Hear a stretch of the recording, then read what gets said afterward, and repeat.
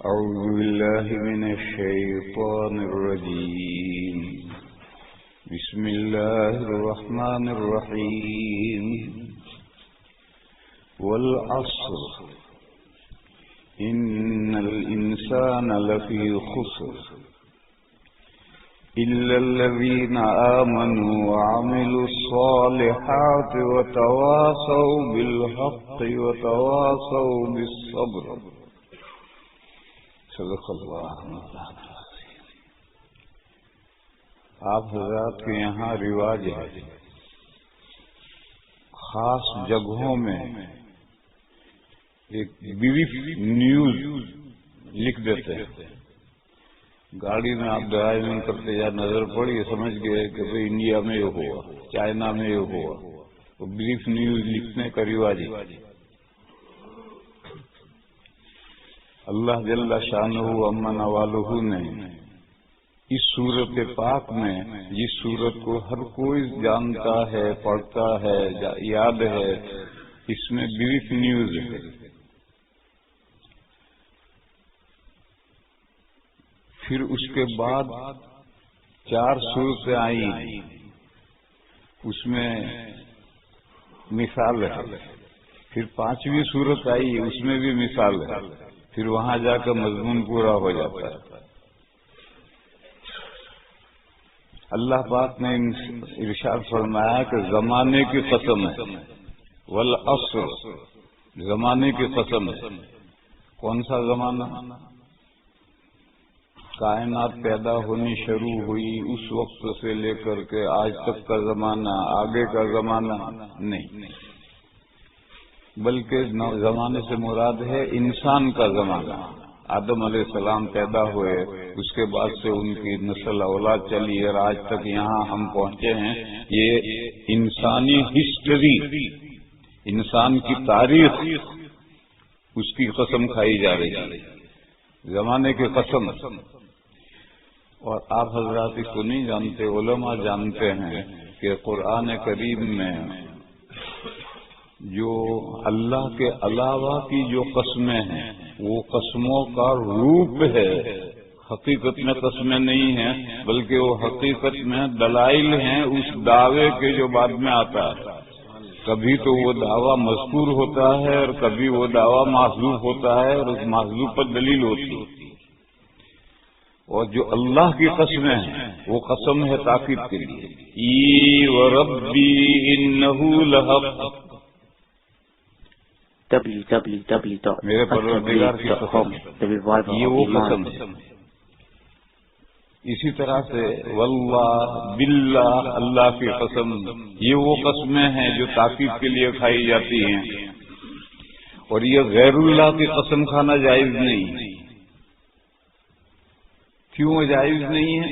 اگر غیر قسم کھائی جائے گی عظیم المرتبت کی، اور یہ عقیدہ ہوگا کہ اگر میں اس قسم کے خلاف کروں گا تو مجھے نقصان پہنچے گا، ایسا عقیدہ اللہ کے بارے میں ہی ہو سکتا ہے، اللہ کے علاوہ کے بارے میں ایسا عقیدہ نہیں ہو سکتا. بس اگر غیر اللہ کی کوئی قسم کھائے گا تو اس کا یہ عقیدہ ہوگا اور یہ عقیدہ شرک تک پہنچائے گا، توحید پر کہاں رہا ہو. اس لیے غیر اللہ کی قسم کھانا ہی جائز ہے. دیکھو اس کی مثال لو. سجدے تحیہ جائز نہیں. تحیہ کا معنی سلامی، سلامی کو سلام کرنے کے لیے سجدہ کرنے میں کیا حرج ہے؟ جب سجدے تحیہ کرے گا تو سجدے عبادت بھی کرے گا. اور سجدہ وہ تحیہ وہ کرے گا جو قدم جھک کر کے قدم چومے، قدم بوسی کرے گا. یہ قدم بوسی بھی سجدے تحیہ تک پہنچائے گا. اور قدم بوسی کون کرے گا؟ جو دست بوسی کرے گا. جب ہاتھ چومتے ہیں تو رکوع کی شکل بنانی پڑتی ہے.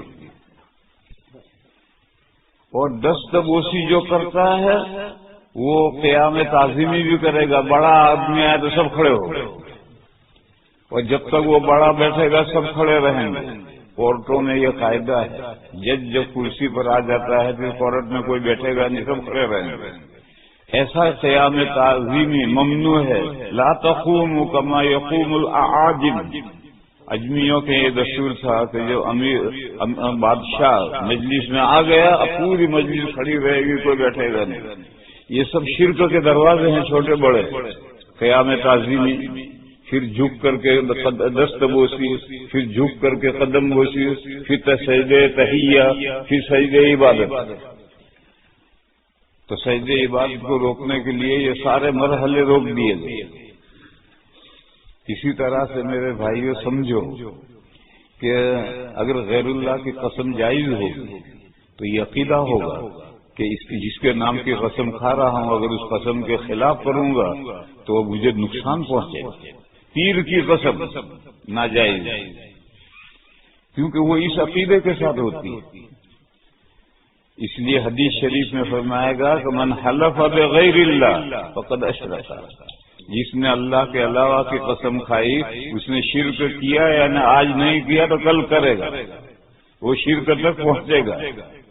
اس لیے قسم صرف اللہ کی اور اللہ کی صفات کی جائز ہے، مخلوقات کی، کائنات کی چیزوں کی قسم جائز ہی نہیں۔ لیکن قرآن کریم میں کائناتی چیزوں کی قسمیں کھائی گئی، تو سوال ہے کہ ایک طرف تو اللہ کے رسول منع کر رہے ہیں کہ غیر اللہ کی قسم کھانا جائز نہیں، اور قرآن کریم میں غیر اللہ کی قسمیں ہیں، کائناتی چیزوں کی قسمیں ہیں، تو جب قرآن میں ہے تو پھر جائز ہوئی۔ اس لیے میں عرض کر رہا تھا کہ قرآن کریم میں جو کائناتی چیزوں کی قسمیں کھائی گئی وہ قسموں کا روپ ہے، اور مقصود آگے جو دعویٰ آ رہا ہے اس دعوے پر دلیل قائم کرنا ہے۔ قسم کے انداز عربی کا یہ انداز ہے۔ دیکھو ایک دعویٰ ہے،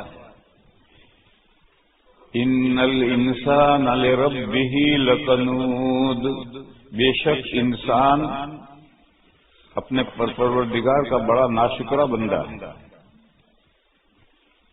اس مضمون کو ثابت کرنے کے لیے اللہ نے گھوڑے کی قسم کھائی اور گھوڑے کی صفات کی قسمیں کھائی۔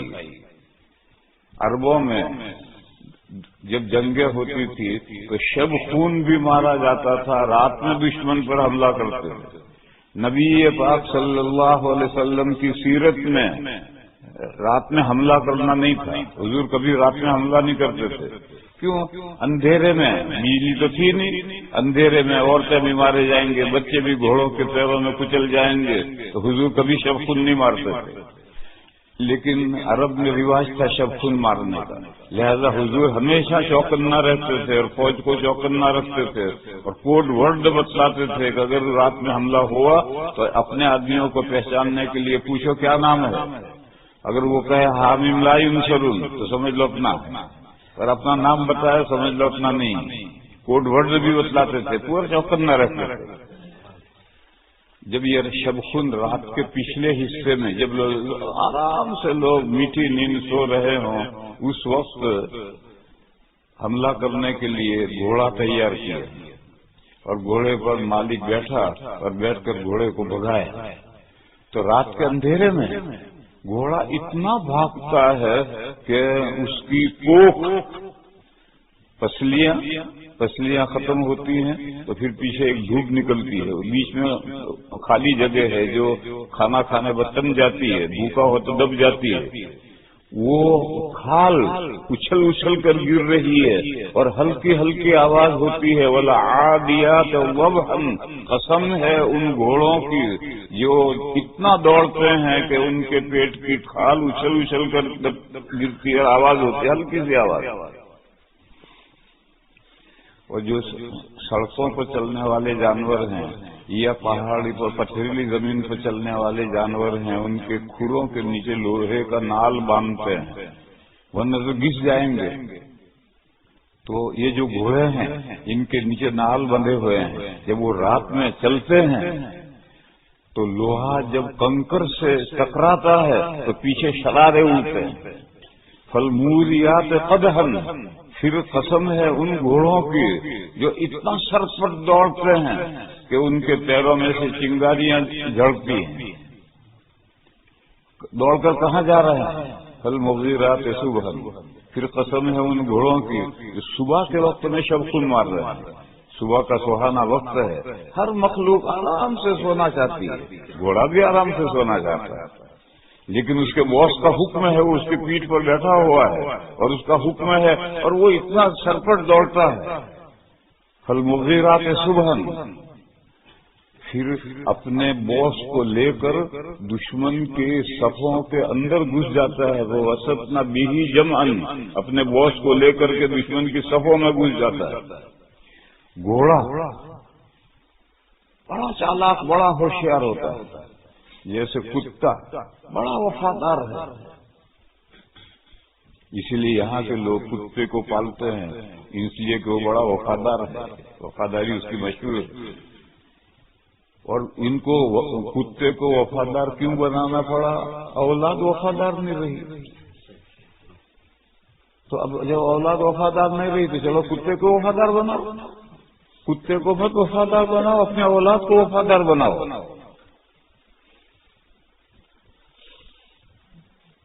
میں مثال دوں، اپنے اولاد کو دین پڑھاؤ. دنیا پڑھانی ہے تو پڑھاؤ، لیکن دین ضرور پڑھاؤ، وہ اولاد تمہاری وفادار رہے. اور اگر تم نے اولاد کو دین نہیں پڑھایا ہے تو پھر کتا پالنا پڑے گا. اور کتے کو آپ لوگ کہتے ہیں ڈاگ، یہ گوڈ کا الٹا ہے. گوڈ جو ہے ان کا خدا تو گوڈ کہلاتا ہے، یہ گوڈ کا الٹا ہے ڈاگ. تو جو گوڈ کو چھوڑے گا وہ ڈاگ کو پکڑے گا. تو میرے بھائیوں، اولاد کو دین پڑھاؤ، اولاد تمہاری وفادار رہے گی، پھر کتا پالنے کی ضرورت نہیں رہے گی. اور اگر اولاد کی تربیت نہیں کرو گے، دین نہیں پڑھاؤ گے، دنیا پڑھاؤ گے یا جاہل چھوڑو گے تو پھر اولاد بھاگ جائے گی اور تمہیں اولڈ پیپل ہوم کے حوالے کر دینا پڑے گا. تو یہ جو کتے کو پالتے ہیں تو کتے میں ایک وصف ہے وفاداری، بڑا وفادار ہوتا ہے. اسی طرح سے گھوڑے کا ایک وصف ہے فرمان برداری. اب گھوڑا بڑا چالاک اور سمجھدار، وہ دشمن کی صفوں میں گھس رہا ہے تو جو تلواریں پڑیں گی تو وہ بیٹھے ہوئے سوار ہی کو نہیں پڑیں گی، گھوڑے کو بھی پڑے. اگر 10 مائل پر کوئی خطرہ ہے تو گھوڑا ایک دم کھڑا ہو جائے گا، اڑ کر کھڑا ہو جائے، آگے نہیں بڑھے گا. اور اللہ تعالیٰ نے گھوڑے کو 2 راڈر دیے ہیں، یوں گھومتے رہتے ہیں، چاروں سے خبریں لیتے رہتے ہیں. کسی جانور کو راڈر نہیں دیے، گھوڑے کو 2 راڈر دیے، کان اس سے یوں کھڑے اور یوں گھومتے رہتے ہیں اور چاروں طرف کا خطرہ وہ بھانپتا ہے. اس کے باوجود وہ دشمن کی صفوں میں گھس جاتا ہے، فوسطنا به جمعا، گھس جاتا ہے اپنے باس کو لے کر. یہ جانتے ہوئے کہ تلواریں مجھ پر بھی پڑیں گی، پھر بھی گھس جاتا ہے. کیوں؟ اوپر بیٹھا ہوا ہے باس، اس کا حکم ہے کہ بڑھ. پھر اس صبح کے سہانے وقت میں دشمن کی صفوں میں اتنا دوڑتا ہے کہ فأثرن به نقعا، غبار اڑ جاتا ہے. صبح شبنم پڑتی ہے، شبنم کی وجہ سے غبار نہیں اڑتا، لیکن گھوڑے اتنا دوڑتے ہیں رات میں حملہ کرتے وقت کہ غبار اڑ جاتا ہے. یہ ایک گھوڑے کی مثال دی، اور گھوڑے کے 5 اوصاف کی قسمیں کھائی ہے کہ گھوڑا یہ کرتا ہے، یہ کرتا ہے، یہ کرتا ہے، یہ کرتا ہے، یہ کرتا ہے. اور پھر کہا کہ ان الانسان لربہ لکنود، بے شک انسان اپنے پروردگار کا ناشکرہ بندہ ہے. آپ اپنے احوال کو اس گھوڑے کے احوال کے ساتھ کمپیئر کرو تو آپ خود فیصلہ کریں گے کہ انسان واقعی ناشکرہ ہے. گھوڑے کو کیا کرتا ہے؟ چند ہزار میں لاتا ہے خرید کر، اور کھانے پانی کا اس کا راتب کا انتظام کرتا ہے. اتنا ہی تو کرتا ہے. گھوڑے کو پیدا تھوڑی باس نے کیا ہے، پیدا تو اللہ نے کیا ہے. اور گھوڑے کے لیے جو گھاس چارہ ہے وہ بھی باس نے تھوڑی پیدا کیا، وہ بھی اللہ نے پیدا کیا ہے. وہ کاٹ کر لا کر گھاس کھلاتا ہے، دانا کھلاتا ہے، برش لگاتا ہے، مالش کرتا ہے، برش لگاتا ہے، گھوڑے کو مالش کرتا ہے.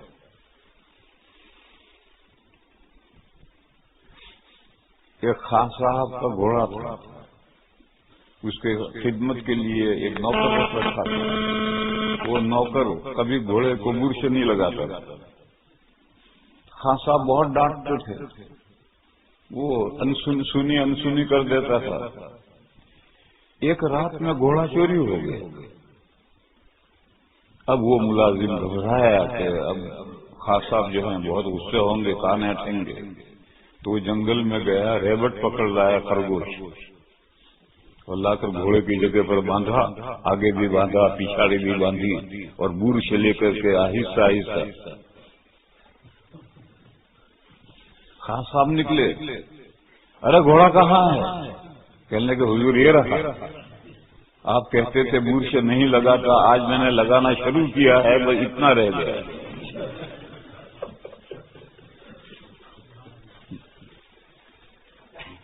تو یہی کرتا ہے، بور سے لگائے گا یا نوکر سے لگوائے گا، گھاس چارہ لا کر کھلائے گا، چند ہزار میں خرید کر لائے گا. پیدا نہیں کیا. اس کے لیے گھاس چارہ اللہ نے پیدا کیا ہے، پانی اللہ نے پیدا کیا ہے.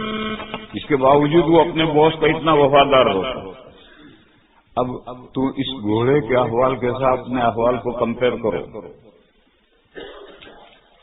اذان ہوئی، گھڑی میں دیکھا کہ نماز کا وقت ہو گیا، لیکن صبح کا سہانا وقت ہے، تو انگڑائی لے کر کروٹ بدل کر پھر سو گئے. گھوڑا سوتا ہے تو نہیں سوتا. رات کے پچھلے حصے میں جب مولا کہے کہ چل حملہ کرنا ہے، تیار ہے گھوڑا. تو انسان تیار نہیں.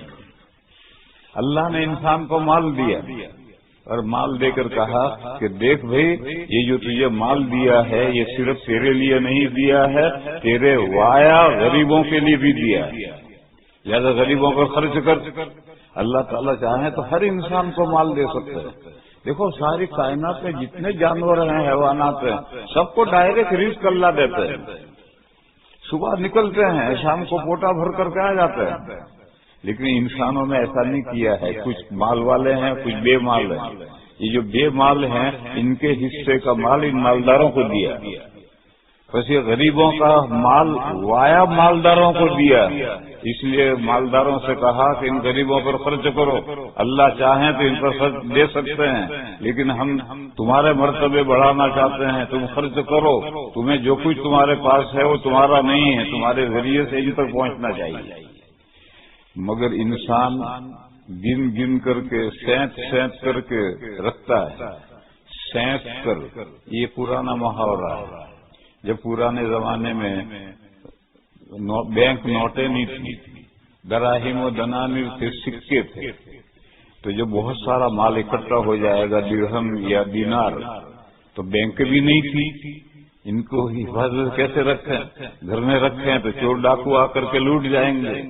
تو تانبے کے گھڑے میں وہ دینار اور درہم بھر کر کے اوپر ڈھکنا رکھ کر کے رین کر دیتے تھے، اور گھر ہی میں کسی جگہ پہ دفن کر دیتے تھے.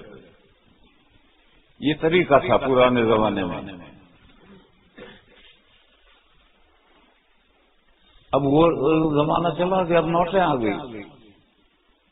تو قرآن کریم نے فرمایا وَيْلٌ لِكُلِّ هُمَزَةٍ لُمَزَةٍ الَّذِي جَمَعَ مَالًا وَعَدَّدَهُ يَحْسَبُ أَنَّ مَالَهُ أَخْلَدَهُ.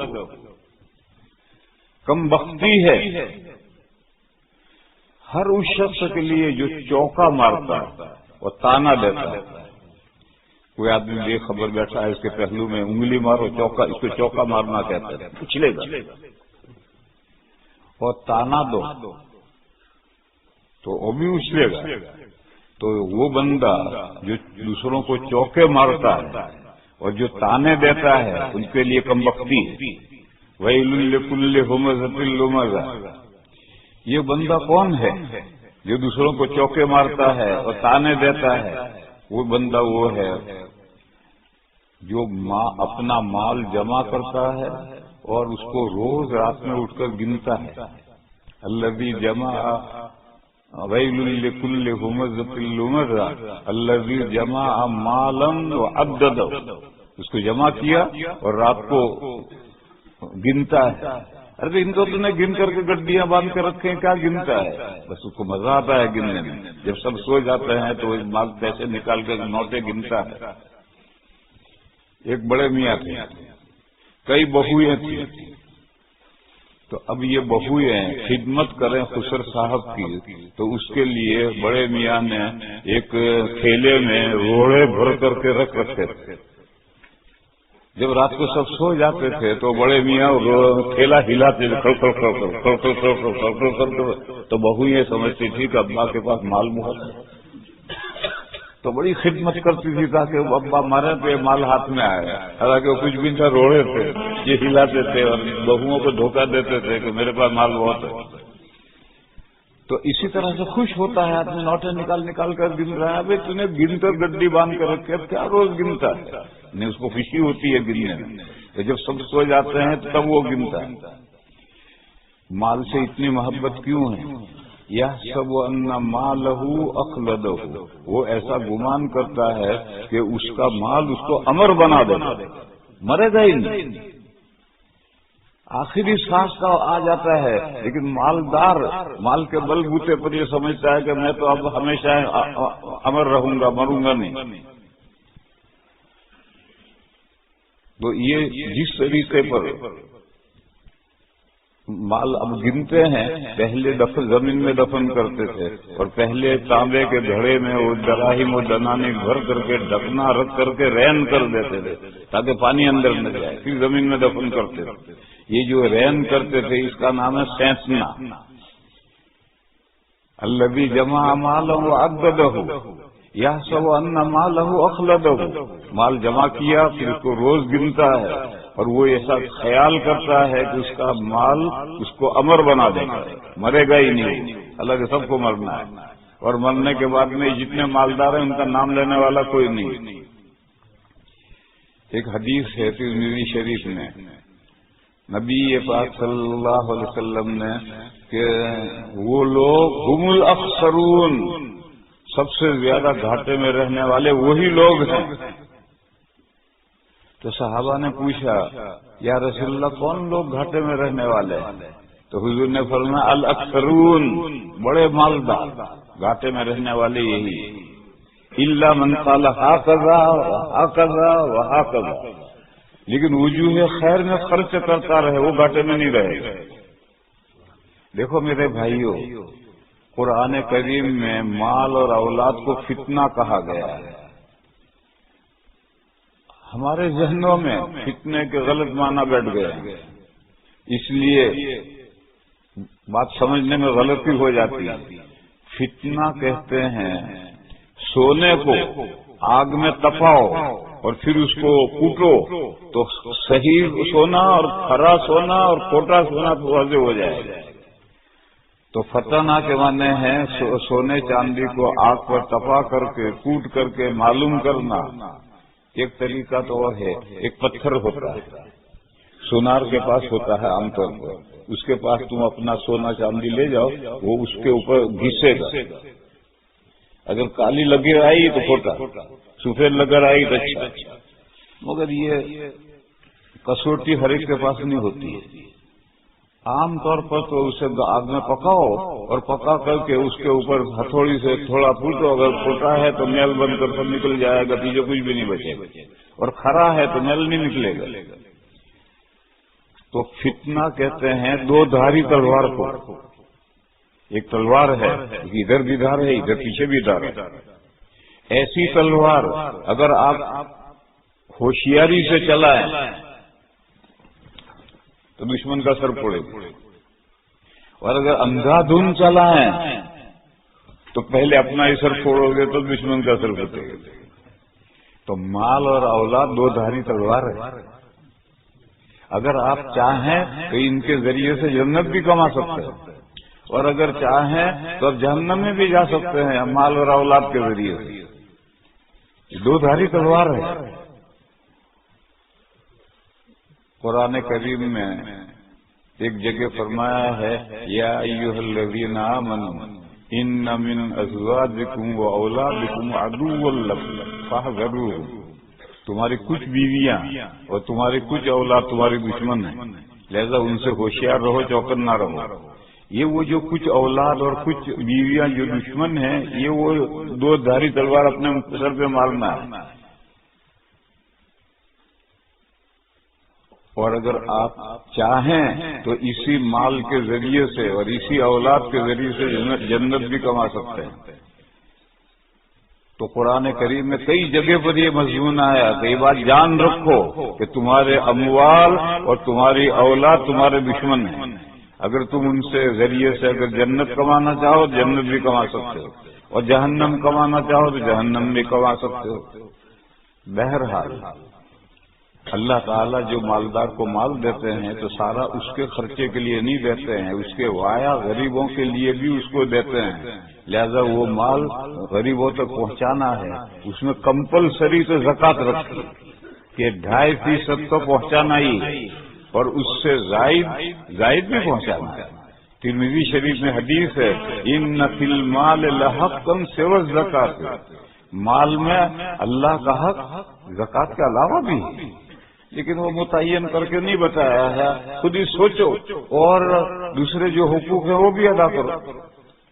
فرمایا کہ اگر کوئی گھوڑے پر بیٹھ کر کے مرسیڈیز کار میں بیٹھ کر آئے اور آپ سے کہے کہ میرے پاس پیسہ نہیں ہے، بھوکا ہوں، پیسہ دے دو، تو دے دو، کہ وہ مرسیڈیز گاڑی میں آیا ہے، گھوڑے پر بیٹھ کر آیا ہے، ہو سکتا ہے وہ گھوڑا مانگ کر لایا ہو، اس کا گھوڑا نہ ہو، تو یہ مت سمجھو کہ بھائی گھوڑا اس کے پاس ہے، مرسیڈیز گاڑی ہے اور کھانے کو نہیں، ایسا ہو سکتا ہے؟ بس وہ سوال کرتا ہے تو اس کے سوال کو لوٹاؤ مت، اس کو دو۔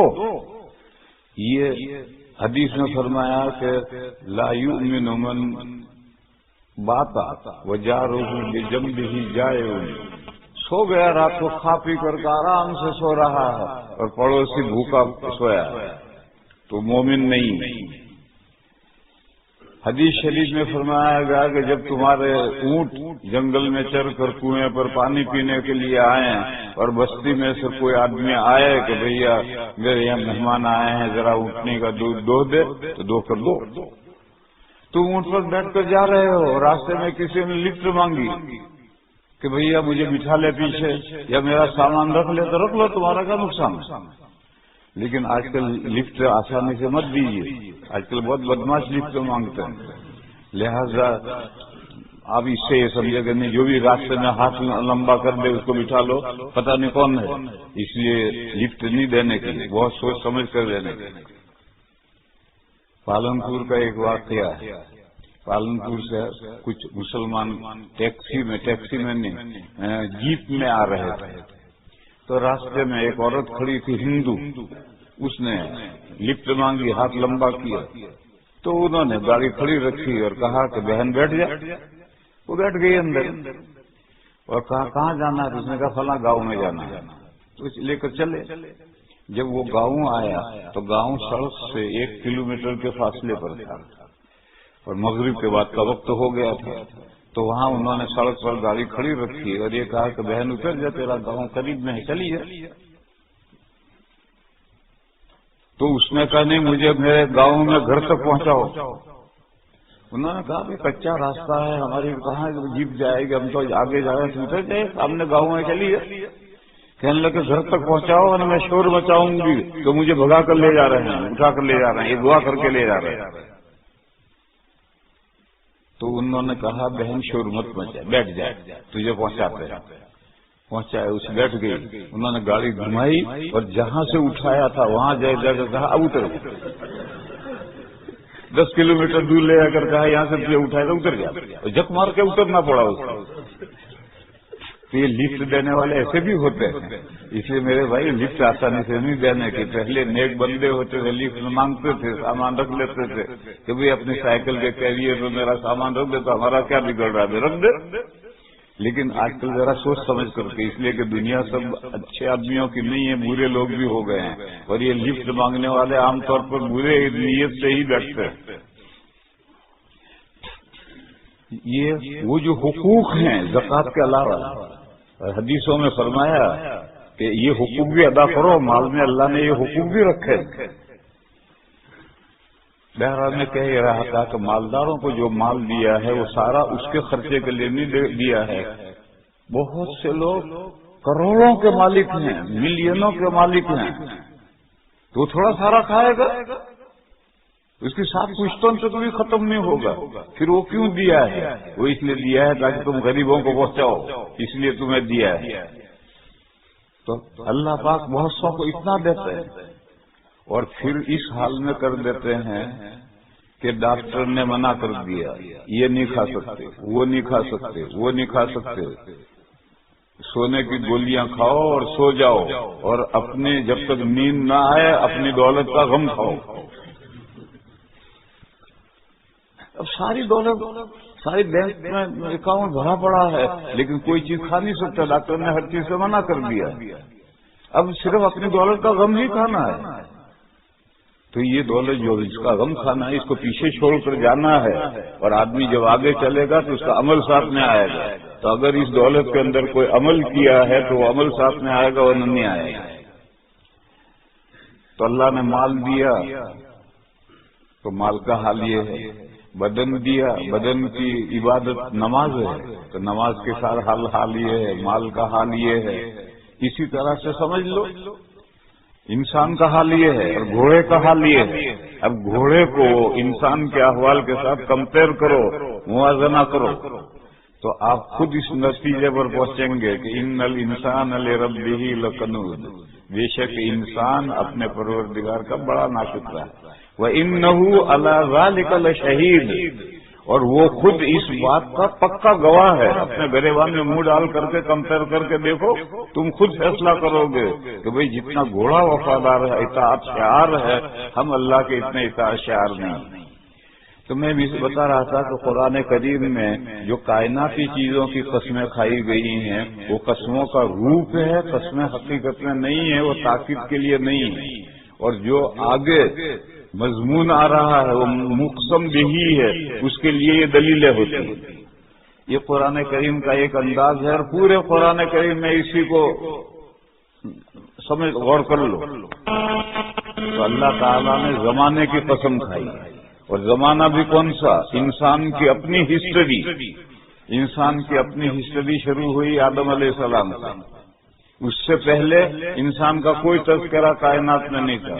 هل اتى على الانسان حين من الدهر لم يكن شيئا مذكورا.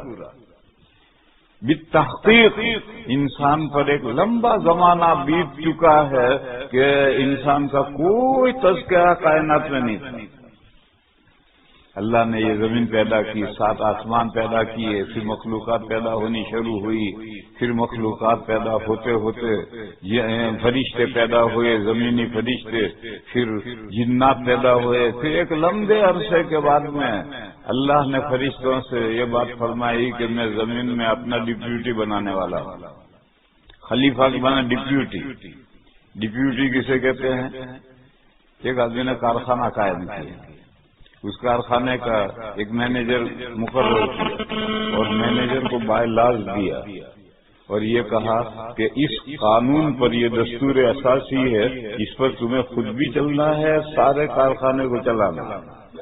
تو یہ مینیجر باس کا خلیفہ ہے، اور جو قانون دیا ہے باس نے اسے اپنی ذات پر بھی چلانا ہے اور دوسروں پر بھی چلانا ہے، اور اپنی ذات پر پہلے، دوسروں پر بعد میں. جب انڈیا میں انگریزوں کی حکومت تھی اس زمانے میں ایک کارخانہ تھا گورنمنٹ انڈر ٹیک، وہ لاس کر رہا تھا، مسلسل گھاٹا ہوتا چلا جا رہا تھا. تو یہاں لندن سے حکومت نے مینیجر بھیجا. وہ مینیجر گیا، اس نے کارخانے کے سب ملازمین کو اکٹھا کیا اور اس نے کہا کہ بھئی دیکھو، تم کارخانے میں آ کر تمہارا جی چاہے کام کرو، جی چاہے نہ کرو، مگر ایک بات سنو، ٹائم ٹو ٹائم آنا. اگر 5 منٹ دیر ہوئی تو معاف ہے، لیکن اس سے زیادہ اگر دیر ہوئی تنخواہ کٹے. بس یہ ایک قانون ہے. باقی جو کرنا آ کر کے کام کرنا ہو کرو، بیٹھے رہنا بیٹھے رہو، گپ کرتے رہو، بیڑی پیتے رہو. تو ملازمین نے کہا بڑا اچھا مینیجر آیا ہے، وقت پر آ جایا کریں گے، آ کر بیٹھ کر گپ کریں گے. کل تک آنے لگے، ملازمین آنے لگے. ہفتہ 10 دن کے بعد میں مینیجر نے اپنی گھڑی آدھا گھنٹہ پیچھے کر لی اور اپنی گھڑی کے اعتبار سے آن ٹائم آیا 9 بجے، حالانکہ وہ 9:30 بج گئے. آ کر دفتر میں بیٹھا تو گھڑی میں 9:30 تھے. تو اس نے چپراسی سے کہا گھڑی کیوں غلط ہے یہ 9:30 کہاں بجے ہیں 9 بج رہے ہیں. اس نے کہا حضور گھڑی صحیح ہے. کہا نہیں دیکھو 9 بج رہے ہیں. اس نے کہا کہ نہیں گھڑی صحیح ہے.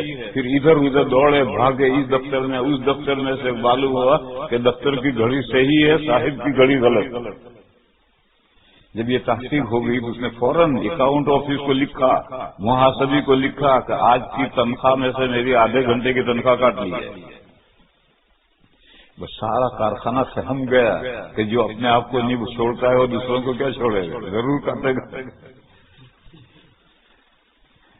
تو مینیجر سب سے پہلے اللہ کا قانون اپنی ذات پر نافذ کرے. اسی لیے اللہ کے چھوٹے بڑے انبیاء اور رسول جو اللہ کے یہاں سے احکام آتے ہیں سب سے پہلے انبیاء اور رسول اپنی ذات پر ان احکام کو نافذ کرتے ہیں. 5 نمازیں امت کو دی تو انبیاء بھی 5 نمازیں پڑھتے ہیں. روزے امت رکھتی ہے تو وہ بھی روزے رکھتے ہیں. زکوٰۃ تو انبیاء پر کہتے ہیں ہے ہی نہیں، اس لیے کہ کسی نبی کے پاس میں اتنا مال جمع ہی نہیں ہوا جو بقدر نصاب ہو اور سال بھر اس کے پاس باقی رہے، اتنا مال جمع ہی نہیں ہوا. پھر جو عیسیٰ علیہ السلام کے ذکر میں سورہ مریم میں ہے کہ اللہ نے مجھے حکم دیا ہے نماز کا اور زکوٰۃ کا، تو وہاں مفسرین نے کہا ہے کہ یہ امت کو حکم دینے کے لیے اللہ نے عیسیٰ علیہ السلام نے فرمایا تھا. بہرحال امت کو جو زکوٰۃ کا حکم دیں گے انبیاء پر تو زکوٰۃ نہیں ہے.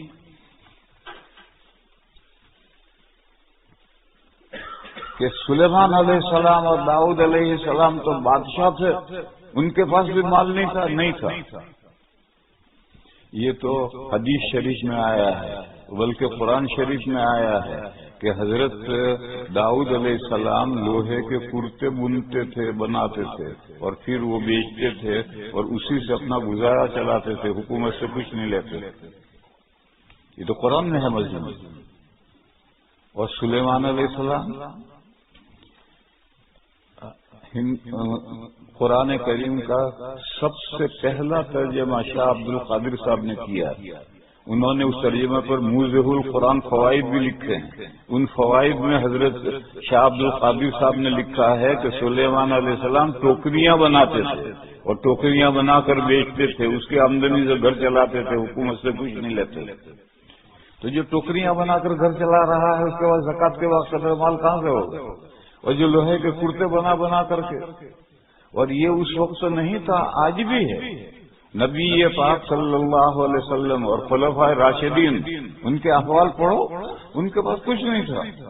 حضور آخر زمانے میں ایک دن حضور نے فرمایا، حضرت انس بیان کرتے ہیں کہ حضور نے فرمایا کہ آج شام کو میرے کسی گھر میں 1 سا اناج نہیں، چوہارے بھی نہیں، اور 9 گھر تھے اور کسی گھر میں 1 سا نہیں.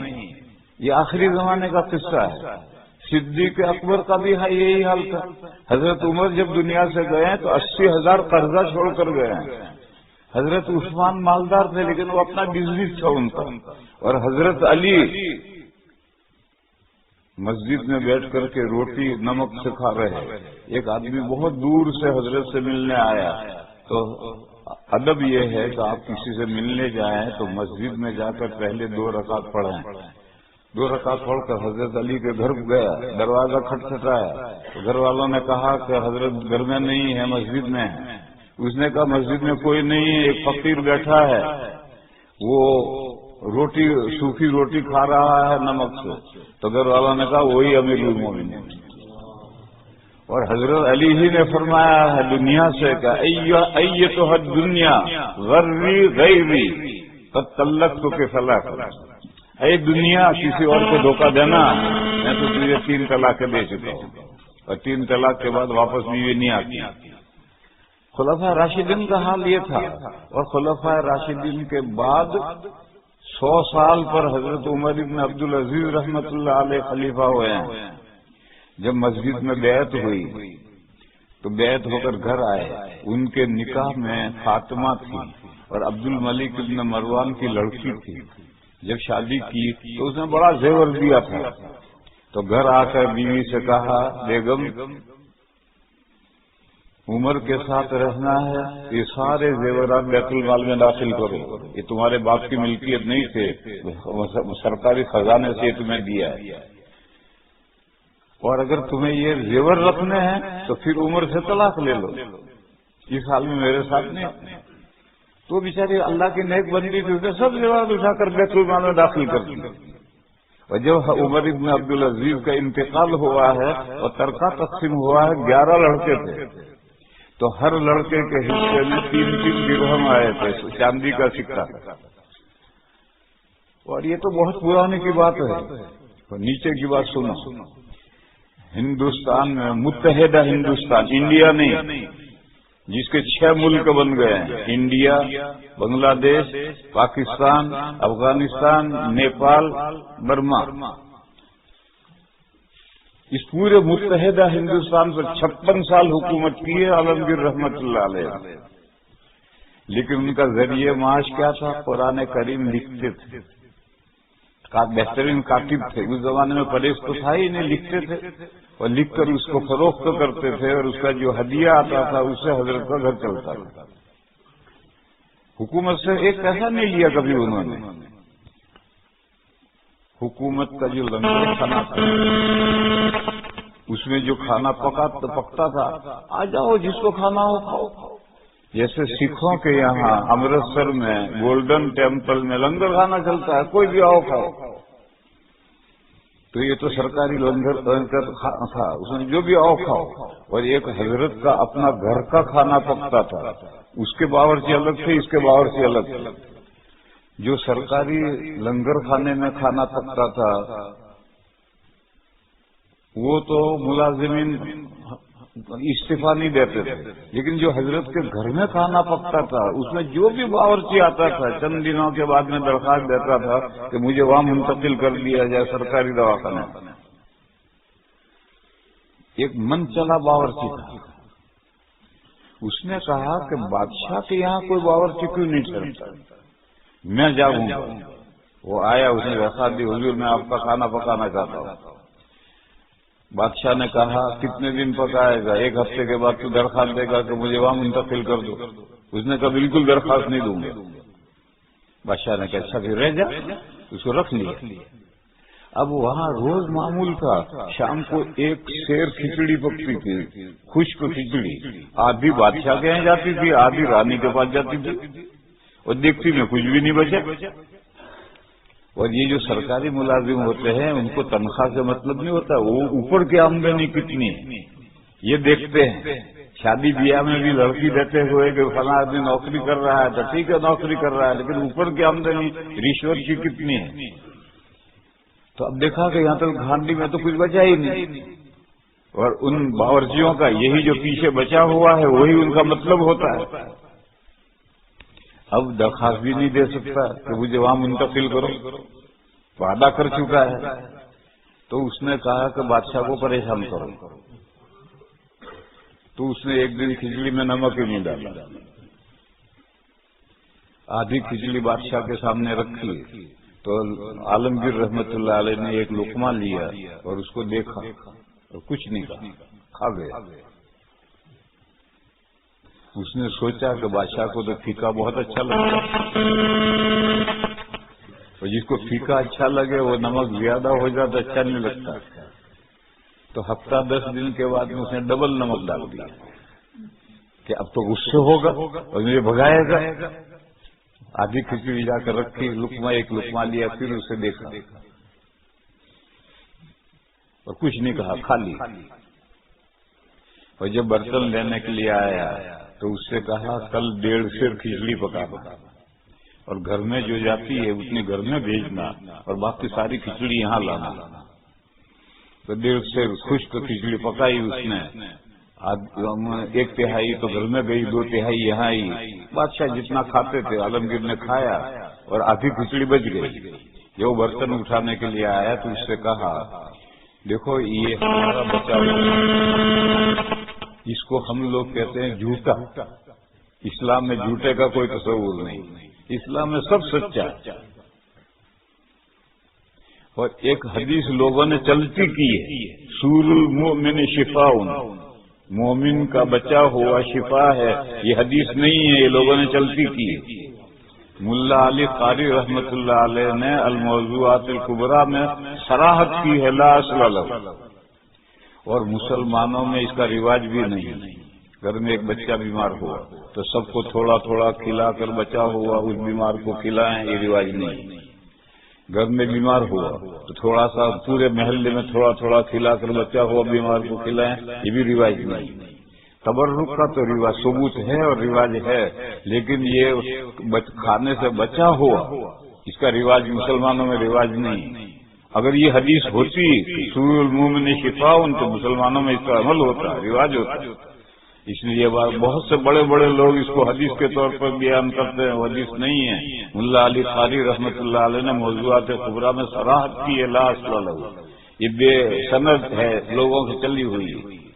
جیسے ایک روایت لوگوں نے چلائی، اطلب العلم بالصین، نالج حاصل کرنے کے لیے چائنا جاؤ، یہ بھی ایسے لوگوں نے چلائی ہے۔ یا جیسے لوگوں نے حدیث چلائی حب الوطن من الایمان، وطن سے محبت کرنا یہ ایمان کا تقاضا ہے، یہ سب ایسے ہی لوگوں نے گھڑ گھڑ کر کے چلائی۔ تو اسلام میں اس کو کیا کہ سور کے معنی باقی ماندہ، کھانے کے بعد جو پیچھے باقی رہ گیا تو باقی ماندہ۔ یہاں ایک مسئلہ سمجھو، مہمان آئے، کھانا دسترخوان چنا گیا، مہمانوں نے کھایا، پلیٹوں میں کھانا بچ گیا، کھانا گھر میں گیا تو یہ گھر کی عورتیں یا دوسرے اس کھانے کو کھا سکتے ہیں، اس میں کوئی کراہیت نہیں۔ اور یہ جو کتابوں میں مسئلہ ہے کہ مرد کا بچا ہوا اجنبی عورت کو کھانا مکروہ ہے، وہ اس صورت میں مسئلہ ہے کہ وہ جب اجنبی مرد مشخص متعین ہو اور عورت کو پتا ہو کہ فلاں کا بچا ہوا ہے تو مکروہ۔ اور دسترخوان سے مہمان نے کھایا، پلیٹوں میں بچ گیا، اس کو پھینکا نہیں جائے گا، اسے گھر کی عورتیں استعمال کریں گے، اس میں کوئی کراہیت نہیں۔ اور معین آدمی کا بچا ہوا معلوم ہے اور وہ عورت کھائے گی تو تعلقات استوار ہوں گے، غلطی کا امکان ہے۔ دیکھو ایک مسئلہ میں سمجھاؤں، روزہ ہے اور آدمی نے اپنے ہاتھ میں تھوک کر کے بہت سارا تھوک جمع کیا اور پھر پی گیا تو روزہ ٹوٹ گیا۔ کفارہ رمضان میں اگر ایسا کرے تو کفارہ نہیں آئے تو روزہ ٹوٹ گیا۔ اسی طرح دوسرے آدمی کا تھوک پی گیا تو بھی روزہ ٹوٹے گا، کفارہ نہیں آئے گا۔ لیکن بیوی کا تھوک اگر پیے گا تو روزہ بھی ٹوٹے گا، قضا بھی آئے گی، کفارہ بھی آئے گا۔ یہ مسئلہ ہے کیونکہ بیوی کے تھوک میں وٹامن بی بھی ہوتا ہے۔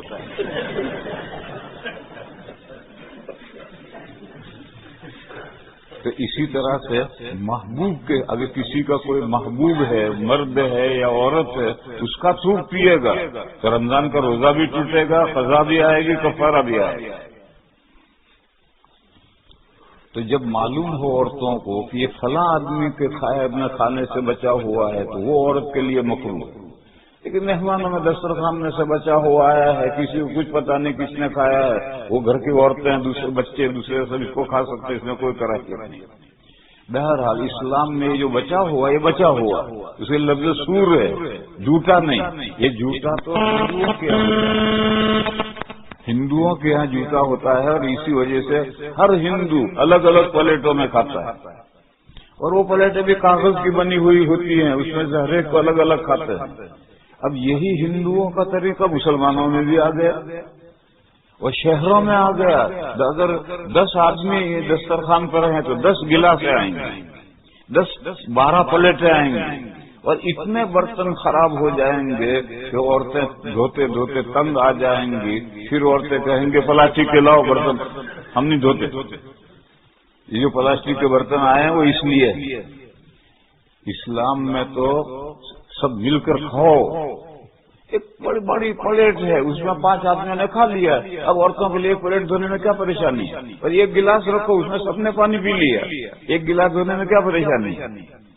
اور جتنے مہمان اتنی پلیٹیں، بلکہ اس سے بھی دگنی، بلکہ اس سے بھی تگنی، اور اتنے ہی گلاس میں اتنا ٹوکرا بھر کر کے برتن اکٹھا ہو جاتے ہیں، کہاں تک عورتیں دھوئیں گے بیچاری؟ لہذا پھر یہ پلاسٹک کا جو خرچہ بڑھا ہے وہ اس لیے بڑھا ہے اسلام میں تو سب مل کر کے کھاؤ ایک ہی ساتھ. کوئی اگر یہ سوچے، یہاں تو مولوی تو نہیں ہے لیکن ہمارے حضرت مولوی ہیں، یہ اگر سوچیں کہ سورہ نور میں کہا ہے لا جناح علیکم ان تاکلوا جمیعا و اشتاتا، تو جمیعا اور اشتاتا سے یہ استدلال کرنا کہ الگ الگ پلیٹوں میں کھا سکتے ہو اسلامی طریقہ، اللہ نے اجازت دی ہے، یہ مطلب آیت کا نہیں ہے. آیت میں اوپر 11 کی ایک لسٹ آئی ہے کہ ماں کا گھر، باپ کا گھر، چچا کا گھر، پھوپھی کا گھر، خالہ کا گھر، ماموں کا گھر، اور صدیقکم دوست کا گھر جسے بے تکلفی ہے. وہاں اگر تم گھر میں جاؤ اور گھر میں کھانا رکھا ہے فریج میں تو نکال کر کھا سکتے ہو گھر والے کی موجودگی میں بھی. جمیعن کا مطلب یہ ہے، اور گھر والا نہیں ہے تو بھی فریج کھول کر کھاؤ. 11 آدمیوں کی لسٹ آئی ہے کہ یہ ان سے بے تکلف ہے، ان کے گھروں میں جاؤ اور کھانا موجود ہو تو گھر والے کے ساتھ بھی کھا سکتے ہو اور اس کے عدم موجودگی میں نکال کر فریج میں سے کھاؤ. یہ مطلب ہے جمیعاً و اشتاتاً کا. الگ الگ پلیٹوں میں کھاؤ یہ مطلب نہیں ہے. اسلامک کلچر ایک ساتھ کھانا ہے. اور ہم لوگوں نے، شہریوں نے، کوئی گجراتیوں کی تخصیص نہیں رہی، اب تو سارے شہروں کے اندر یہ جو الگ الگ پلیٹوں میں کھانے کا ہے یہ ہندوؤں کے یہاں سے جھوٹے کا تصور ہے. اسلام میں کچھ جھوٹا نہیں ہے، سب سچا ہے. اسلام میں لفظ سور باقی ماندہ بچا ہوا تو ہے ہی. تو حضرت نے فرمایا کہ دیکھو یہ کھچڑی ہماری بچی ہوئی ہے، آدھی حضرت نے کھائی آدھی بچی. ہمارے 9 رت اس کے 9 حصے کرو اور ہمارے 9 رتنوں کو ہدیہ پہنچا کرو. اکبر کے زمانے سے 9 وزیر ہوتے تھے، وہ 9 وزیر 9 رتن کہلاتے تھے. چنانچہ باورچی نے اس کو آدھا سے کھچڑی کے 9 حصے کیے اور پلیٹوں میں سج رکھا اور سجایا اور ہدیہ لے کر چلا. وزیروں کو پتا چلا کہ آج بادشاہ کا بچا ہوا کھانا آ رہا ہے تو سب نے آگے بڑھ کر اس کھچڑی کا استقبال کیا اور باورچی کو 1 لاکھ روپے ہر وزیر نے ہدیہ دیا. اس زمانے کے 1 لاکھ آج کے نہیں. جب وہ سب کو دے کر آیا تو عالمگیر نے پوچھا ارے بھائی کھچڑی پہنچا کر آیا میرے رتنوں کو کہ یہ پہنچایا؟ میرے رتنوں نے کچھ دیا؟ اس نے کہا حضور اتنا دیا ہے کہ میری 7 پشتوں تک کافی ہے. تو بادشاہ نے کہا کہ نمک ٹھیک سے ڈالا کرو.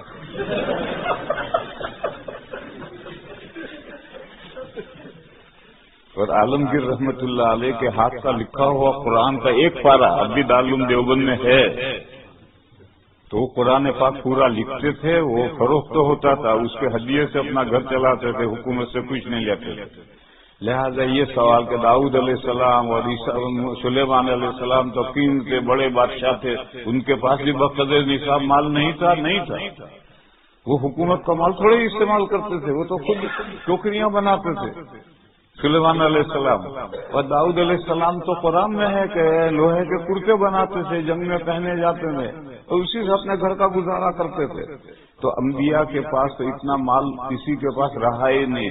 خلفاء کے پاس نہیں رہا، ان کے پاس کہاں رہے گا. بہرحال میں کہہ ہی رہا تھا کہ اللہ نے مال بدن دیا ہے، باڈی.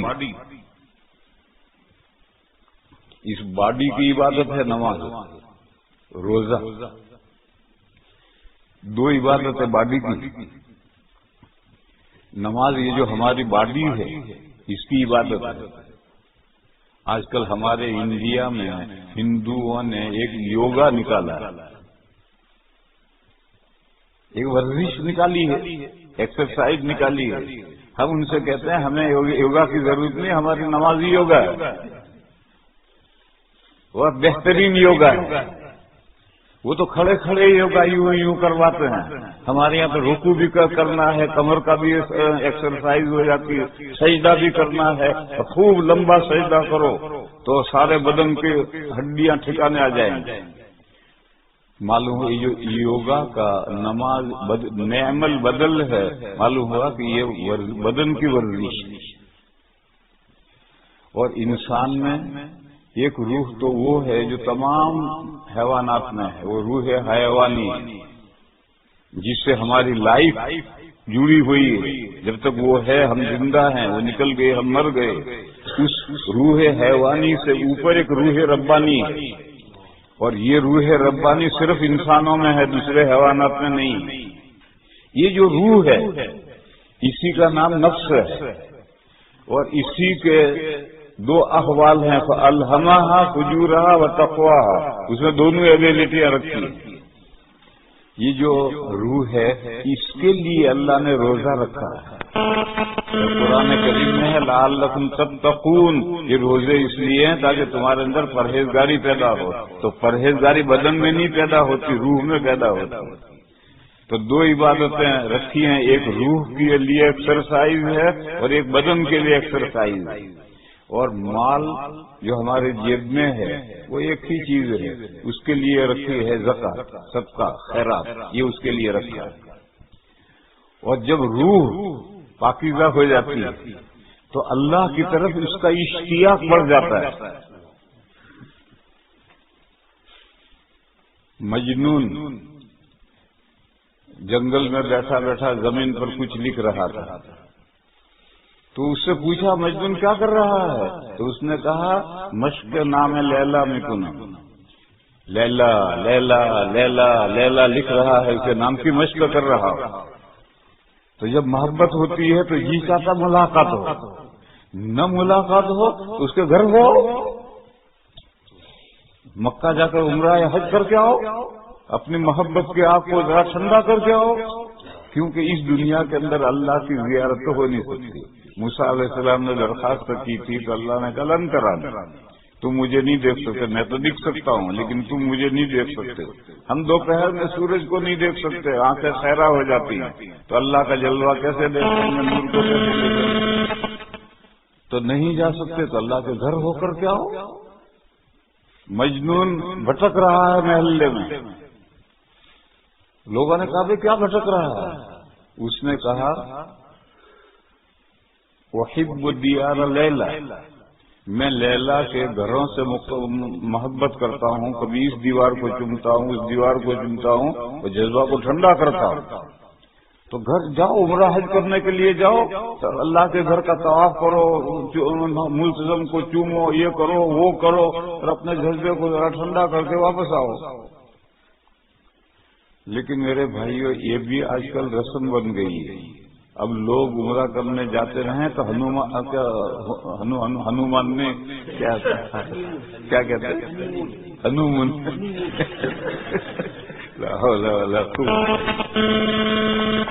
دوسرے بندے ہیں وہ تو ادھر ادھر بھٹکنے جاتے ہیں ہنومان کرنے، اور یہ اللہ کے نیک بندے ہیں وہ عمرہ کرنے جاتے ہیں، اور ان کے خاندان میں یا ان کے محلے میں یہ غریب لڑکی بیٹھی ہوئی ہے، پیسہ نہ ہونے کی وجہ سے اس کا نکاح نہیں ہو رہا، وہ عمرے کے پیسے اسے نہیں دے گا، عمرہ کرنے ضرور جائے گا، ہر سال حج کرنے جائے گا۔ تو میرے بھائیو یہ بھی ایک رسم بنتی چلی جا رہی ہے، لیکن واقعہ یہ ہے کہ جب دل بےتاب ہو جائے اللہ سے ملنے کے لیے تو اللہ تو لکھ نہیں سکتے، لہٰذا ان کے گھر ہو کر آؤ، اور ان کے گھر کے پھیرے لگا کر کے آؤ، وہاں جو کرنا ہے کر کے آؤ، تو جب محبت کا جذبہ ذرا ٹھنڈا ہوگا۔ مجنون لیلا کے گاؤں میں گھوم رہا تھا اور اس دیوار کو کبھی چوم رہا ہے، کبھی اس دیوار کو چوم رہا ہے، کیونکہ لیلا پرہیزگار لڑکی تھی، غلط لڑکی نہیں تھی، اور یہ دونوں چچازاد بھائی بہن تھے۔ مجنون اس کا اصل نام ہے قیس اور یہ لیلا، یہ دونوں چچازاد بھائی بہن تھے، اور بچپن میں بکریاں ایک ساتھ چراتے تھے، یہ بچے تھے دونوں۔ اس وقت سے اس نے محبت ہو گئی اپنی چچازاد بہن سے، لیکن چچازاد بہن پارسا تھی، نیک بندی تھی، اور حضرت معاویہ رضی اللہ تعالی عنہ کے زمانے میں وہ لیلا حضرت معاویہ کے دربار میں آئی ہے۔ بہرحال وہ پارسا نیک لڑکی تھی، تو اب وہ تو نظر نہیں پڑے گی۔ اب وہ گھوم رہا ہے لیلا کو دیکھنے کے لیے، اور لیلا تو نظر پڑنے کی نہیں ہے، تو کبھی اس دیوار کو چوم رہا ہے، کبھی اس دیوار کو چوم رہا ہے، کبھی کتا مل گیا تو اس کو چوم رہا ہے، گاؤں میں گھوم رہا ہے لیلا کے اشتیاق میں، وہ قبل جلد دیدار ہے، وہ جلد دیدار ہے، یہ کبھی دیوار کو چومتا ہوں، کبھی اس دیوار کو چومتا ہوں۔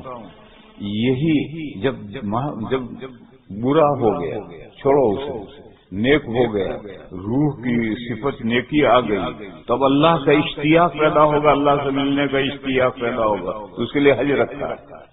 یوں ارکان اربعہ رکھے ہیں، نماز رکھی ہے بدن کی ایکسرسائز کے لیے، عبادت ہے، عبادت کے ساتھ فائدہ بھی ہے، بدن کی ایکسرسائز ہوتی ہے، اور روزہ رکھا ہے روح کی ایکسرسائز کے لیے، اس میں تقوی اور پرہیزگاری پیدا کرنے کے لیے، اور مال کو میں زکات لکھی ہے تاکہ میل کا میل نکلے۔ بخاری شریف میں ہے کہ طہرۃ للاموال، زکات اس لیے ہے کہ مال کا میل نکلے۔ ہمارے کپڑے ہفتے میں گندے ہو جاتے ہیں، یہاں تو 24 گھنٹے میں گندے ہوتے ہیں، ہمارے یہاں ہفتے میں گندے ہوتے ہیں تو دھوبی کے یہاں جاتے ہیں، صاف ہو کر پھر آتے ہیں۔ آپ لوگوں کے تو ہر صبح کو کپڑے گندے ہو جاتے ہیں۔ یہ کہاں سے آیا ہے؟ یہ صاحب کے یہاں سے آیا ہے۔ صاحب جو ہیں بڑا استنجا ٹوائلٹ پیپر سے کرتے ہیں، پانی استعمال نہیں کرتے، اور ٹوائلٹ پیپر سے بڑا استنجا کرو گے تو کتنی بھی صفائی کرو گے پھر بھی بدبو تو رہے گی۔ اب پتلون پہن لی، اب پتلون جسم سے لگا ہوا کپڑا ہے تو صبح سے شام تک تو ٹھیک ہے، رات کو اتارا تو دوسرے دن وہ پتلون پہننے کے قابل نہیں ہے، وہ سنداس بن گئی، اس لیے ان کو دوسرے دن دوسری پتلون پہننی پڑتی ہے۔ اب مسلمان کو کیا آفت ہے؟ ارے بھائی وہ بڑا چھوٹا استنجے سے پانی دھوتا ہے، بڑا استنجے میں پانی استعمال کرتا ہے، اس کے کپڑوں میں سے ذرا بھی بدبو نہیں آتی، اور تھوڑی بہت بدبو آتی ہے تو آپ اعلان لکھتے ہیں کہ موزے پہن کر جو آپ نے وضو کیا ہے وہ موزے پہن کر عبادت خانے میں مت آؤ، کیونکہ سب کے موزے گندے ہو گئے ہوں گے، مسجد میں بدبو ہو جائے گی۔ تو مسلمان کے کپڑوں میں کہاں بدبو ہے؟ ان کے لیے ہفتے میں ایک مرتبہ، اور بہت زیادہ اگر آپ کو ہے تو ہفتے میں 2 مرتبہ بدل لو۔ ایک لالا جی بنیا اور ایک پھکڑ مسلمان یعنی میاں بھائی، ان دونوں میں گفتگو ہوئی تو لالا جی نے کہا تم مسلمان ملش ہو، گندے، ہفتے سے ہفتے نہاتے ہو، اور ہم لالا جی روز صبح نہاتے ہیں۔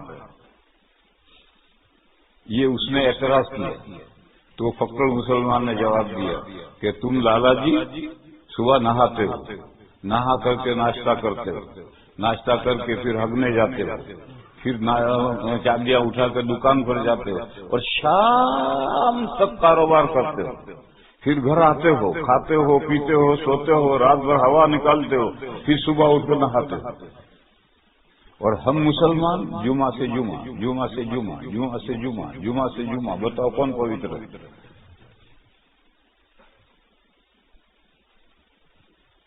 بہرحال جو یہاں آپ لوگوں نے عادت بنا لی ہے ان کافروں کی زندگیوں کو دیکھ کر، ان کی تو مجبوری ہے، ان کی پتلون تو جب شام کو اترتی ہے دوسرے دن پہننے کے قابل نہیں ہوتی، ہمارے لیے کیا مصیبت ہے؟ اسی طرح سے یہ الگ الگ پلیٹوں میں کھانے کا رواج بھی انہی لوگوں سے، انہی ہندوؤں سے آیا ہے، ان کے یہاں جھوٹا ہو جاتا ہے، ہمارے یہاں سب سچا ہے، ایک پلیٹ میں سب کھاؤ، لیکن نہیں، ان کے اثرات پڑتے ہیں۔ جب تہذیبیں ایک ٹکراتی ہیں تو ایک تہذیب سے دوسری تہذیب متاثر ہوتی ہے، اچھائیوں میں بھی اور برائیوں میں بھی۔ تو قرآن کریم میں جو جمعیاً و اشتاتاً آیا ہے اس کا مطلب یہ نہیں ہے، اسلامی کلچر یہ ہے کہ ایک ہی پلیٹ میں جتنے کھا سکتے ہو کھاؤ، اور ایک پلیٹ بڑی سی پلیٹ ہے، کھنچا ہے، وہ ایک ہوا تو گھر والوں نے تو 2-5 منٹ میں دھو ڈالا اسے، اور اتنے سارے برتن اکٹھا کرو گے تو کون دھوئے گا اسے؟ بہرحال میں کہہ ہی رہا تھا کہ شریعت میں جو 4 عبادتیں ہیں وہ 4 عبادتیں اس مقصد سے ہیں، باڈی کی ورزش کے لیے سب عبادتیں، عبادتوں کے ساتھ ضمنی فوائد ہیں۔